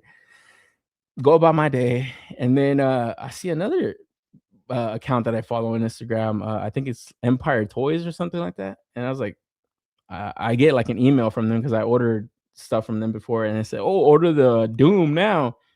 And I don't know for what reason. I was like, let me click on this link. Let me see what these guys are charging, because BBTS was out of their fucking mind. I said, what are they thinking? 180. And I was like, wait, these guys are asking for 182. Wait, what's the price on this shit? And I say, wait, let me go back to BBTS. Hold up. Before this shit sells out over there. Man, it was a price discrepancy. They fixed the price. It was 180. I was like, fucking shit, bro. I was a fucking idiot. I thought the price was 150 and I thought BBTS was wilding. So obviously I haven't pre-ordered it yet, and I should have pre-ordered it in the morning when I first saw that price discrepancy. I was like, fuck, like a fucking idiot that I am. It's like, oh man, yeah, this is Dr. Doom pointing at me. You're fucking numbnuts. It's like, bro, I was in the moment. I was like, could have just like locked it up. But you know what it is sometimes? Sometimes it's just like, man, I'm so lazy. I don't want to go through the login process right now. I'll do it later because I'm chilling right now. I'm busy right now, just not doing nothing, just scratching my fucking nuts. I'm busy doing that. I'll do this later. Just literally click 2 buttons. I'm too lazy for that. I'm going to do this later. Fucking hell. God damn it. I was like, fucking shit. Why did I just do it there? When I did it there, I was like, oh, okay, 150 is the price. BBTS is a fucking retards. Nobody's going to order from them there. God damn it. God damn it, man. I forgot this shit was 180. Fuck. Should have had a pizza with the manhole. Fuck yeah. You making that fucking pizza Marvel Legends? TMNT Marvel Legends? Original was 130, so 150 ain't bad for a price hike. Yeah, that's what I'm saying, right? Was the original 130? That's why I was like, dude, when I first clicked that BTS link, I said 180. I said, dude, these guys are fucking insane. Fucking sane. And I was like, okay, let me click the other link. Let me see what Entertainment Earth is selling for. And I was picturing maybe 160. I said, oh, 150. Okay, these guys are doing it right. They're not upticking anything. It's proper company, proper retailer, 150, fair price. Okay. I was like, I'll get it later. No rush. I said, fucking comes out end of the year. No rush. I'm not doing anything, but no rush. And then later on, when I got that email, I was like, wait, what are these guys selling it for? Wait, why is it 180? Wait, what the fuck? What's going on? Too late, man. Slowly realized I'm a fucking retard. Manhole, man thing, 2-pack, go. Yeah, there you go. And then man, Boog had taken the Marvel Legends Thing figure and placed it there, and people were wondering why the fuck is the Thing in the booth. It's like, oh, because Boog took a picture of that shit there. I think he just wanted to see how it's scaled next to that Professor Hulk, man. But it's crazy how they do it with the leaks, bro. They just plop something right there in the booth, and motherfuckers start thinking, new Thing figure coming. Oh shit, 180. My Hot Toys Doom was 280. I'll just keep my Marvel Edges and have a 1/6 for premium detail. You're right. I got that fucking Doom Hot Toy, bro. You know what? I'm not even fucking lying to you. I have not even opened that Doom Hot Toys. I opened it out of the box and I looked at it. I was like, whoa. I said, I'll fuck with this later. And I remember I had it like on my floor. And I was like, let me put this shit away. I don't want this shit to get fucked up right here on the floor. Put it in my closet. I haven't touched it since. I was like, damn, I gotta do something with that. That shit is badass, but I gotta get a good display going for 1/6 shit. I just do the 1/6 figures that I've been buying. I've just been storing away. I'm like, one day I'm just gonna have a nice 1/6 collection. I'm gonna get rid of all this crap, get some new shells, get some good lighting and shit. Just on that, I'm gonna display my shit. But I don't know. Maybe I just never get around to it. Maybe I'm a fucking idiot, man. But yo, staying with MEZCO, more of these MEZCO Toys Fair reveals. Punisher, all new Punisher, man. God damn, you gotta love the love that Frank Castle's getting from every toy company, man. It was like this character was sealed away from Marvel. No one was gonna come near this one. Not if you're a fucking fascist pig.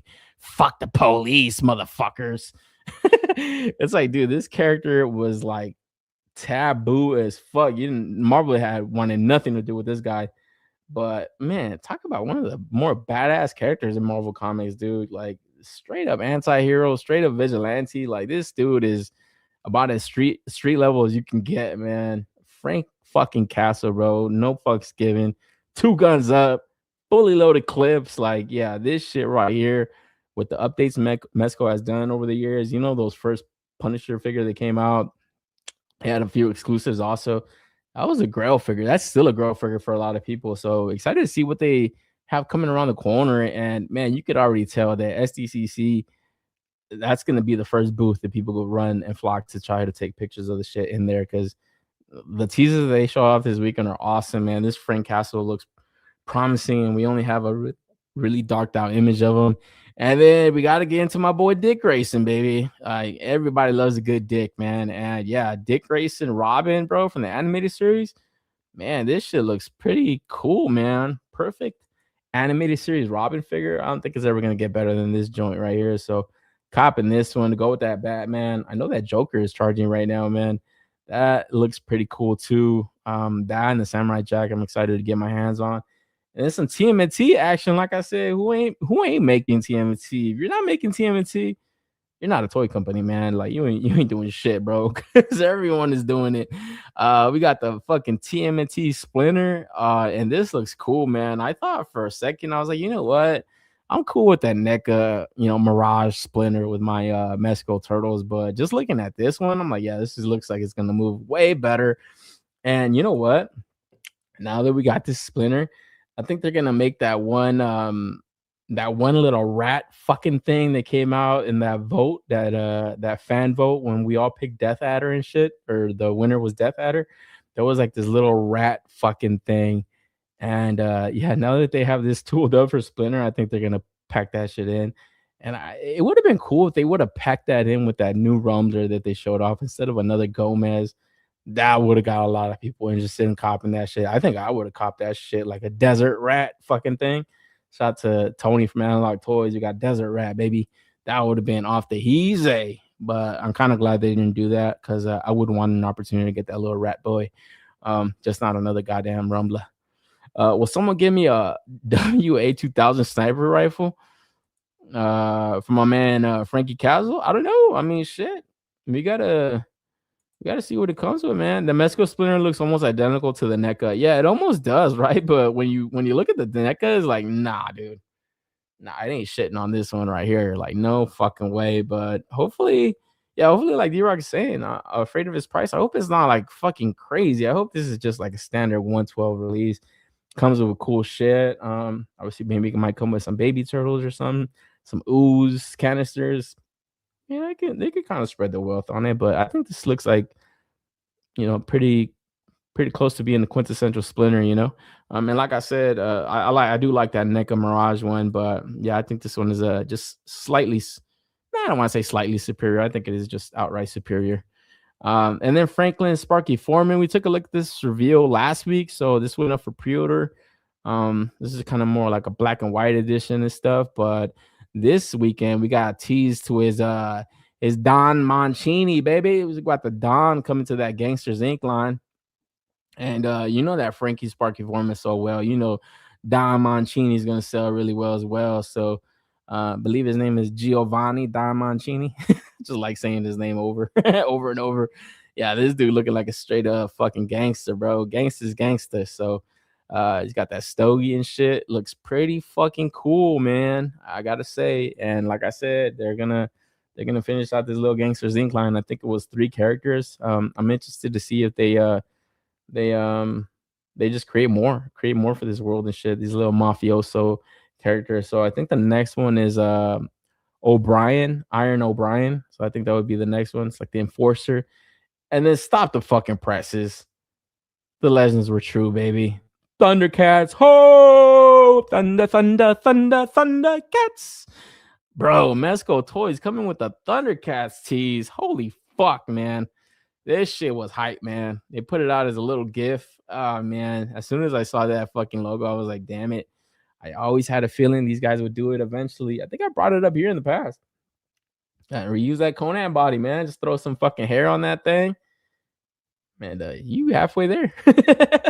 So hell yeah, man. I'm excited for this shit. Like, I want me a good Thundercats line. I've not picked up those Mattel figures, even though they look pretty decent without that Motu armor.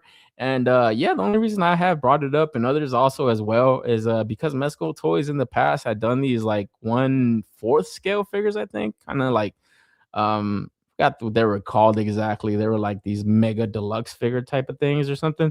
Jumbo figures or something, and kind of static pieces. I think there was only kind of some swivels in some of the arms and stuff, but yeah, this is that old ass MEZCO shit right here, man. I remember seeing these fucking things in a couple of places, but yeah, not really something that I was in the market for. And some people actually still have this Mum-Ra in their collection as their like Mum-Ra because I don't know, he's just such an imposing character. I think, man, I would definitely think about getting that Mondo 1/6 one as like my Mum-Ra. I don't know why. This would be too large, but he's like a fucking, I don't even know what he is, like some kind of demon or some shit. Might look cool, you know. But yeah, MEZCO coming with that old school flavor, man. Yeah, this is gonna be the Thundercats line to collect. Hands fucking down, you know. Like, and this is what I was gonna say, like, I think overseas companies in Hong Kong, they'll be like, ooh, we can make this Catman. It's like, just instead of making fucking Batmans and Spider-Mans over and over, like, why don't you fuckers fucking third party some of this shit, man? So you have to wait so goddamn long. But yeah, now I think we're gonna see, you know, floodgates open once they get these prototypes from MEZCO and start bootlegging them. So it might see just more opportunities for other shit, man. You know, obviously with their original characters and stuff, might not know how well this sells, but Thundercats is just, it's an iconic cartoon, man, you know. And yeah, it's definitely gonna have its fan base. So give me that fucking Lionel, give me that Mum-Ra. Yeah, we could start there, bro. We could start there, you know what I'm saying? Because yeah, I'm not like the hugest Thundercats fan, but I want me the quintessential Lionel figure, and I think these guys might deliver that, you know. Thunder, thunder, thunder, Thundercats. I don't know how they are gonna do cloth in Thundercats. They all wear unitard like Tiger or Chitara. I don't know either, man. But I don't know. I think like that armor kind of looks a little bit leathery, right? Like his chest armor. So they might do some shit like that. I thought the same thing about the TMNT. Is like, well, what the fuck are they gonna do armor? And they found ways with like their belts, their like wrist guards, like their belts and all that stuff. Their like Donnie's like staff sheath and all that stuff. So they found ways to kind of incorporate it just enough. But right here, I feel like, okay, well, they can get kind of creative with maybe some of the stuff around the boots. I don't know if they tweak around some of the designs or something, but I think if they could get creative with like the armor that he has over him, that kind of seems a lot like leather to me and not metal, but I don't know. And then with the Mum-Ra, I mean, you know, you got his like cape, you got his like fucking skirt piece or whatever. So yeah, they could still find use for it. And I don't know, just because it's MEZCO doesn't mean it has to be 100% soft good. So I think they still leave, room, they room for that stuff, but still gotta wait to see. Maybe they tweak around the design a bit, which I kind of wouldn't want. But if it can give me like a really damn good looking lino, I'm more than likely gonna cop it because yeah, I want like a really good lino, but I don't know, I'm just not with that Super 7 stuff. And then shout out to Rojo, man. He actually pointed this out to me when we took a look at the last Doc Knock, and for whatever reason, I thought that was that old Red Death version or whatever. But yeah, I guess updated on his new body now, so more beefier body I think he has now. And yeah, so we got another repaint of this dude, and god damn it, man, they are saturating the market of Doc Knocks, man. It's like, how much fucking more, bro? This is a lot of Doc Knock, maybe too much Doc Knock, but this one is pretty cool, that all red death look. It does look badass, I ain't gonna lie. And this kind of was like a surprise drop yesterday.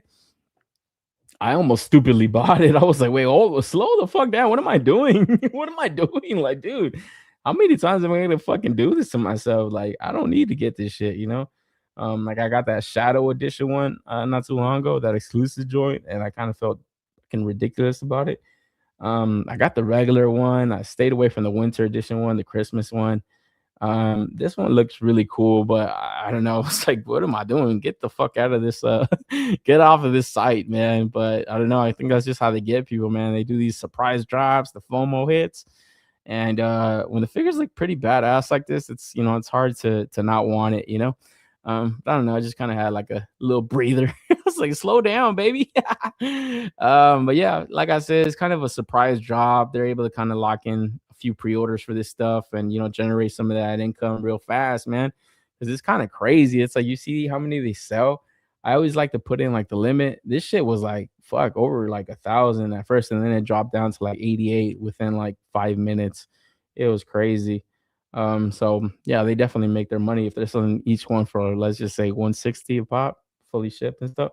It's a lot of money in just a short amount of time, man. To just have a repainted, recolored figure that you already aren't investing any new tooling for and stuff. It's smart for these companies to do these repaints, man. You got to strike with the iron's hot, baby. And if you got the hype, you got the people wanting your shit. It's like, why the fuck not? Wouldn't you buy this shit? So pretty cool, man. I think this is a pretty cool drop from these guys. And overall, just a good showing from them, man, this weekend. Like I said, they showed off that Splinter. I thought was like a banger. I was like, damn, that's hot. This hit the fucking net, bro. That was a lot of attention given to that. More Gangsters Inc. is a win. You got, like I said, Splinter, Batman animated series continuing. I can't wait to see till he does more with like their villains. Like, I love the way the Riddler looks in that animated series. He just looks, that's the best Riddler to me. It was just that he's got like that little bowl hat and shit, nice little tux. He looks so cool. Two-Face is just gonna look fucking insanely cool. I'm excited for this line overall. Come on, baby. Frank Castle, 2 guns up. Let's do this shit. That's gonna be a hot one. And then yeah, giving people the opportunity to get reissues and stuff. Just take advantage when you see a good price. Don't be like my stupid ass and wait. Hold up, I'll get it later. Fucking moron. So pretty cool for them, man. And then also last week we could take a look at a preview for this Sexy Eyes Zatard Hound. This week we got the full pre-order. And I'll lock mine up on Nin. I think there were only $40 on there. So great price for these, good army builders. Even if you don't have some of their other releases, just the dog itself just looks insanely cool. The articulation, the way they engineer this thing and the way they're posing it out is like, yeah, this shit looks exactly like a hound. The way dog's movement is shown off and on display here so well and stuff. The head sculpts, the design is just, this line of figures is just killing it, man. They attract a lot of hype every time they reveal stuff, but I really like that they kind of give us a preview, behind the scenes look at like the engineering they got going on for their releases. Because yeah, this looks on point, man. This looks like it poses like nothing else out there, in terms of an animal. Even though this is not like, I don't know if this is like a robot dog or some shit, obviously. But the fact that it can move exactly like a fucking dog or a canine, it looks cool. Even like this shit with the cowering away. It's like they even hit that pose so well. Really cool shit, man. So I did buy up or pre-order 2 of these on Ninit, and I was kind of thinking of maybe getting another one because they do look cool, you know, having 3 of them. But I don't know, I feel like 2 is just plenty good and stuff. And then yeah, I just love, like I said, the solicitations. They kind of incorporate like their past releases, and there's a world build. You know, you got these things attacking this vermin mantis girl, attacking the fuck out of this manticora thing. It just looks crazy, you know. And like I said, this is like all original character stuff. They're not bootlegging nothing. Like this is a major win over anything that gets like third party releases and shit. You know, this is a cool shit. And like I said, $40. I was like, shit, man, we ain't gotta fucking we ain't gotta think twice about this shit, man. You know, Boston Dynamics. I know when I see this type of shit, I'm like, man, this is a cool toy. We're not too far away from this shit walking around us, patrolling fucking areas, bro. Like, have you seen like those robot dogs and shit? Like, shit looks crazy, dog. Every time I see that shit, I'm like, man, that shit is terrifying as fuck, man. Yeah, and you know what's crazy? You know what's crazy to me? Sometimes I see like videos of like a robot kind of like stumbling or like kind of fucking up, and I feel bad for the robot. I'm like, man, poor robot. It's so crazy to me.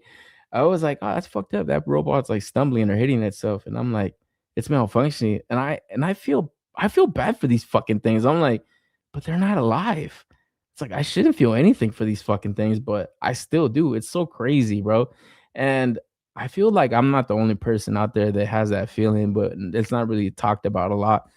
But I feel like it's gonna be a moment in time where, like, if you do have that feeling for a fucking robot, you're fucking dead because the robot's not gonna have any feelings about you. I hope they do, but I don't think they will. And like I said, this technology, along with AI, is just advancing so fast.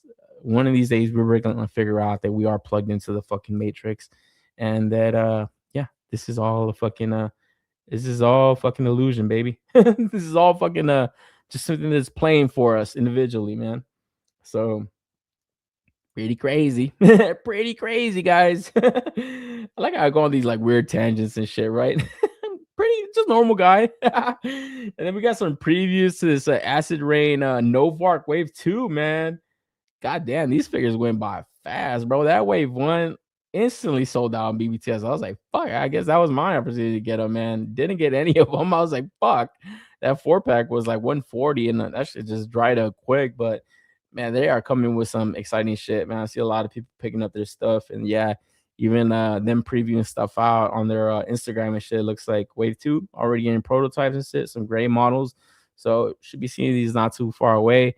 And then a little preview on 5K TOYZ Kyoto My Need. So kind of putting it out there, like, would you guys be in for a Kyoto style fucking Mysterio?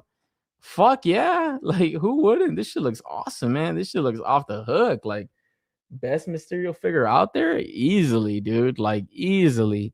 I recently bought that Marvel Legends Walmart exclusive, and I was like, God damn, this thing is just so cumbersome without a soft goods cape. It's like, even with the soft goods cape, it's just a basic Marvel Legends figure. But you look at this shit, it's like, man, and this is without any paint, and it already looks like the best Mysterio figure I've seen. Obviously, with the effects, the cape, the paint job, man, she's gonna be off the heezy. And then also a Ghost Rider putting it out there. You guys need this? Yes, please. Like, that would be insanely cool as well. Maybe they come out with a motorcycle also. I know they could tool something up pretty fast. So you can't have a Ghost Rider out there without a fucking motorcycle. I don't care how this fucking thing moves. If he ain't got a motorcycle, he ain't Ghost Rider, baby. So gotta wait to see what comes out of this, but it's just an early model. And then also floating around online, we got this base body for Son Goku. D-custom blank body, and yeah, this shit looking pretty on point too, man. It's like, I feel like that Yamaguchi articulation aesthetic and shit is just like being taken to the next level by these little studios out here, these third-party studios, because man, it just feels like they're elevating stuff a lot more. But you know, at the end of the day, this is for the customizers out there, man, to get really creative with it. But let's see if the gray model is just a diagram only for styling references. So maybe we get to see like a painted prototype and stuff, maybe some third-party custom heads. And I said at the beginning of the show, man, goddamn fucking Jada TOYZ, bro. I feel so bad for them, man. They are putting out pretty cool releases. I picked up that fucking Akuma, but man, bro, this shit is looking like it's a little bit too little too late, man, because now Storm Arena coming with their pre-order soon, and usually their releases aren't too far away from their pre-orders. It feels like it's only a couple of months out, you know. So we already saw this already painted up by I believe Mr. Lee, some event and overseas. I'm pretty sure within a month we're gonna see this thing on his Instagram, getting pictures of this shit. And just look at the back already, like that fucking insignia, like this shit right here. I saw shout out to Anthony's Customs. He was kind of pointing it out. He's like, yeah, it's okay. It's painted pretty well, but just look at the Storm Arena one. It's like, man, this shit just looks way more fire, way more premium. So god damn it, man. I hate to say it, even like his like beads and shit around his like neck and stuff. They look like they sit better on the neck. They just look like, dude. And to think that it's coming out so fast, so it's not like they're skipping quality. It's like they really dialed this stuff down and like, man, started pumping these shits out. And I kind of feel like June just doesn't have that ability to tell Jada, like, stop everything. We got to put this shit out.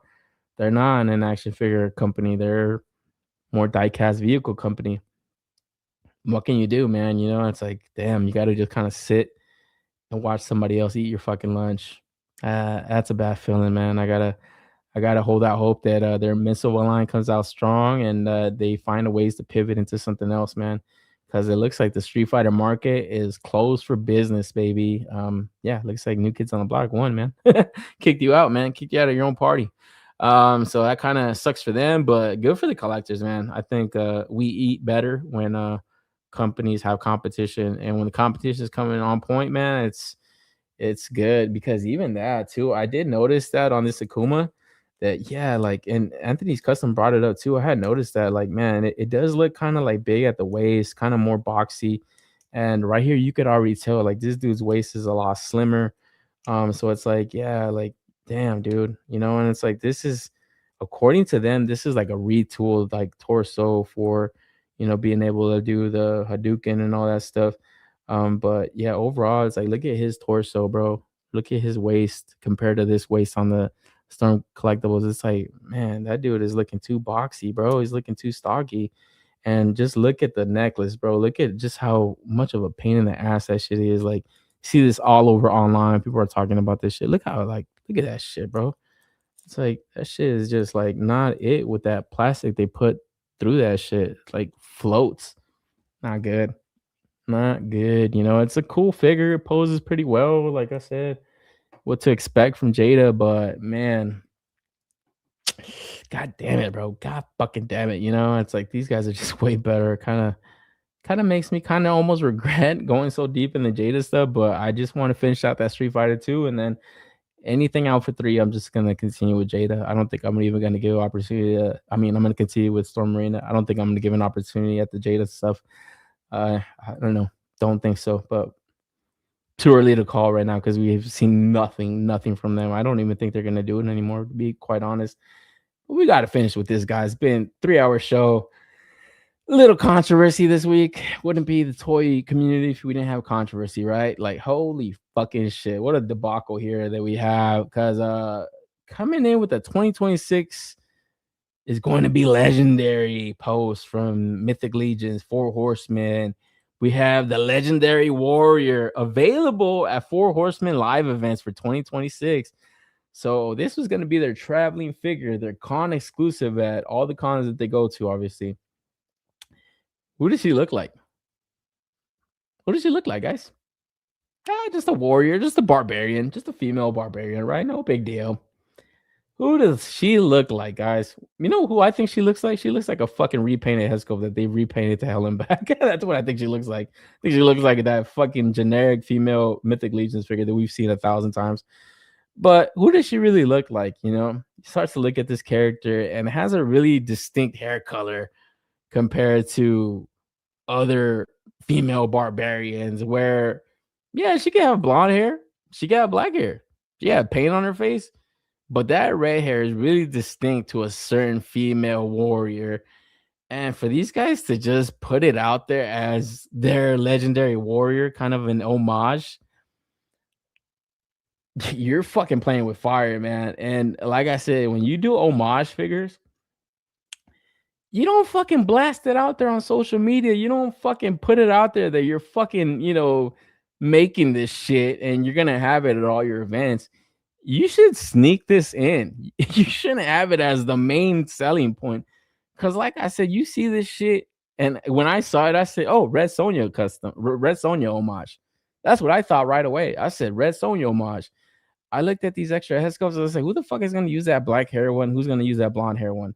Nobody." The selling point is that red hair one, and that's why they gave it to you twice. They gave it to you without the paint, and then they gave it to you the paint. But I automatically thought I said Red Sonja homage. Okay, it's an homage. What happens when these licenses are really strict about who makes shit? And when you make an homage, you're stealing that fucking license. You ain't, giving them props, and that's enough. Like, nah, dude. So they offer this figure as their con exclusive or their event exclusive is going to travel with them throughout the year. And like I said, they portray it as three different potential for three different figures. Maybe people are going to buy three and get all three sets, like a sister, little tribe of warriors. But everyone really wanted that red hair sculpt. For what reason, guys? Because it looks like fucking Red Sonja. Well, guess what? Denied. Cannot do it. Terminated. Canceled. Blocked. Sorry, guys. Can't fucking do it, man. Like I said, it wouldn't be the toy community if it had that controversy, man. Update on their legendary warrior figure regarding the 2026 touring figure, the legendary warrior. This figure was designed as a generic female barbarian warrior for the realm of mythos, and we packaged her with various hair colors so figure fans could display this figure how they saw fit. After getting this figure in hand and posting the initial promotional images, we determined that certain presentation elements created an unintended similarity to an existing fantasy character. To avoid unintended overlap with the existing fantasy character and out of respect for others' copyrights, we have decided to remove two heads featuring red-orange hair from legendary warrior figure. While we know fans were excited about those parts, as were we, this adjustment allows us to move forward confidently with the figure as originally intended, a generic fantasy warrior for mythic legions without unintentionally infringing upon existing character designs or copyrights. All promotional images on our website and social channels have been updated to reflect final configuration of this figure. So yeah, guys, the one that you wanted ain't gonna fucking happen. You're gonna have to be happy with these two generic warriors. And like I said, they can paint it at like that all they want. That was their intention, was to be generic female warriors. But you know what you're doing when you're fucking with this type of shit. The intention was to put it out there that this is your non-Red Sonja figure. They did it the same thing with that barbarian figure last year. It looked just like Conan. It looked just like He-Man with those two head sculpts. Okay, man, you can do that all you want, but eventually you are going to run into copyright infringement, rules and stuff or regulations, and it's going to fuck it up, man, because this looks like a cool special edition. It looks like a cool drop. You get all these heads now without that's the high selling point. It does suck, and I am understanding of the Mythic Legions fans and stuff like that, because it's like, boo-hoo, come on, it's just toys, it's an homage and all that stuff. But what's that great acronym? FAFO. I love it. FAFO, man. You fuck around, you find out. And these motherfuckers just about found out, man. Because yeah, dude, eventually you're gonna run into people that own these lost licenses or copyrights, and they're not fucking with homages, man. They don't give a fuck about your line of figures or your fan base. They don't give a fuck about any of that. They care about this, baby. Don't make dollars. It don't make sense. You ain't paying for this copyright. You ain't paying for this license. Guess what? You ain't making this shit at fucking all, man. And I think that's respectable for the Red Sonja account or whatever, because apparently these guys were like all over the Mythic Legions 4 Horsemen socials. They were commenting on every post about this figure, putting stories out there about it on their Instagram. So yeah, shit hit the fan for these guys, and fortunately these guys were able to pivot, but obviously it soured a lot of collectors' taste or mouths, because like I said, the high selling point was these head sculpts, and you're not going to get that opportunity. It definitely takes a hit at the overall release, but I think they're even adjusting the price, taking $10 off. But just overall, it just looks like a shoddier looking piece, But like I said, man, you fuck around, you find out, man, because a lot of times those license holders aren't keen on not getting money for their licenses or their copyrights and stuff. And it goes to any company that isn't in Hong Kong or shit like that and has their social media just blasting this shit. You look at Ramen Toys dancing around with like Motu figures and mask releases and stuff like that. And it's like, okay, yeah, that's cool for the fan bases that want these and don't want to pay the official licensing fee to official release, or maybe the official release is bunk. A lot of people were kind of pointing out that Boss Fight Studio one, and even the Red Sonja account was referencing that one, that that's the real one to pick up because that's the one that paid the licensing fee. Maybe that quality figure isn't as great as something that another company can make, but if the company is not paying for that license, then they have no fucking right to make it. And I think that's respectable, man. It's not. I can't understand it that it's not cool for the collectors and stuff, but I know if I had something that I fucking owned and some motherfucker was trying to pay an homage to me and my shit, fuck yeah, I'm blocking them from fucking doing it. I don't give a fuck about no fucking nerds wanting that shit. Fuck, you got me fucked up, man. If I own Batman and some motherfucker was ripping off my fucking character, you know what the fuck I'm gonna do? I'm gonna shut that motherfucker down, and I'm gonna make sure that these motherfuckers pay me for what the fuck I own. This is capitalism, baby. This ain't goddamn China. This isn't fucking, fucking China. Mostly China, man. China's the only one that rips everybody off. But like I said, this is fucking America, bro. This is the United States. The rules are fucking rules, man. And as much as they suck sometimes, we gotta fucking play by them. So it is what the fuck it is, man. And if it pisses you off, take a look at some Chuck E. Cheese figures, guys. Because closing out, Toy Fair had a little bit of a Kickstarter getting revealed. So early prototype at this fucking Chuck E. Cheese rat. And I don't know, man. Maybe not for me, but it's a Kickstarter. And like I was saying about the Muppets, about the fucking McDonald's, you gotta strike while the iron's hot. So if people want to make crazy shit, I think the time is now, and I think the toy collectors are gonna be in for it because we want to make cool shit, man. We want to buy cool shit. Companies, and there's plenty of licenses out there to get and make stuff, and that's why you have to be careful with this shit, man, because they homage stuff all the time. They do it with the Motu figures. They do it with G.I. Joe figures. They do it now with G.I. Joe. They do it. Red Sonja. You ain't paying the licensing fee. You don't have a right to make this shit, And at the end of the day, you could kind of fight it because it's just a generic red hair. But like, come on, when you look at a picture of Red Sonja, even with the chainmail like skirt piece, it's like, come on, dude. Like, come on, guys.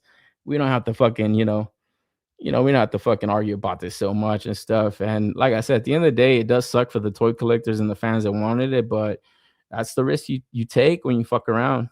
You FAFO, baby. Albert, what up, man? What's good with you, man? Shout out to my man, my coworker right here. Shout out to Albert, man. I love working with this dude. He's a cool guy. Sorry for being late. Omar, can you please recap the go slow things or I can catch a replay? Oh, man. I know, dude. I was like, you know what? Let me close out with this because this was the most controversial thing this week for sure.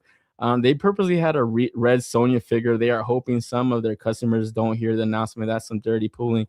Yeah, exactly. It's like they know what they were doing, and for them to kind of try to play it off as this generic fucking barbarian. Yeah, but look at the highlighted character right here. You're putting that red hair twice in this pack, and even making it like the premier solicitation. Look at the background. It's like you sent this out to your toy photographer Trevor 16 shooter. Took beautiful picture, beautiful photography of it, and I do hate to see that go to waste, but they knew what they were fucking doing, man. And like I said, you fuck around like that and you find out real fucking quick that it ain't gonna fucking happen like you guys think it's gonna happen. So you don't see that from Harbinger Studios. You see them licensing everything through Rosetta Museum. You see fucking Rosetta Icon Collectibles licensing their stuff out to other companies. They're paying those fees, and that's how they gotta play. to just homage stuff and just try to pass it off for $50. Like, oh, here it is, guys, $50. You get 3 figures, you get 3 heads. We're saving money because we ain't paying a fee, and you guys are getting the toy. Nah, man. Like I said, this ain't goddamn China. There's rules here. All right. That's bottom fucking line. Bottom fucking line. And you know what, guys? That's all the toy news I have for the evening. Thank you guys. 3.5 hour show. I was like, this is not gonna be a 2-hour show. Try to keep it to 3. I was like, all right, let me go a little bit over. Start a little bit earlier than 7 p.m. But yo, guys, thank you, man, for joining me. Episode 75, man. I want to say episode 76. Potentially try to do it next Wednesday, because I don't know if I'm gonna be available this Sunday. And man, going forward, man, right now I'm having kind of difficulty a little bit finding consistency with like my work schedule and stuff. So I'm gonna see about trying to figure out a new kind of format to do the show. I really want to keep it consistent to one day. I like that Sunday slot, but I'm not 100% sure I'm going to be able to do it on Sundays, and then I'm not guaranteed to be able to do it every Wednesday. So right now, for the time being, I'm going to try to find just anytime I can do it and stuff, kind of do like run and gun style. But yeah, I can't make any guarantees on a set slot date for now. But like I've always said in the past, man, my aim is to continue to grow this channel, and I really appreciate you guys, taking the opportunity to grow it with me, man. Like, you guys are part of the show. I know I'm up here doing hosting this, and it's just a one guy doing the show, not really panel oriented or anything, but I do take your guys' comments and kind of make that the show. That's me just trying to read out your guys' comments. And when I'm talking, people in my family or like people that watch it are like, man, how are you able to just talk by yourself and carry the show just like talking just solo? I always feel that I'm having an individual conversation with all of you guys, man. So I really appreciate the audience. If it's one person or 2 people, or if it's 10 or 11, or however many it could be. I appreciate every last one of you guys, man, for reals, because you guys are what allows me to do the show, man. Because like I said, otherwise it would be hard to just talk by myself, but I would still find a way to do that. But I'm grateful that I'm able to kind of find a way to do it a lot easier with you guys, man. So thank you. Be on the lookout for the next episode. I don't really have a specific date in mind to see when I can get that off. But also at the mercy of the toy news, man. And after a weekend jam-packed full of it, I don't know how much they have in the tank for this rest of this month. But if we start seeing some cool shit next week or the rest of this week, maybe I'll get the show cracking again next Wednesday. If not, just be on the lookout for the next episode for reals. But until then, guys, you guys keep collecting, keep buying those stuff, man. And I will catch you guys on the next one, man. Peace out.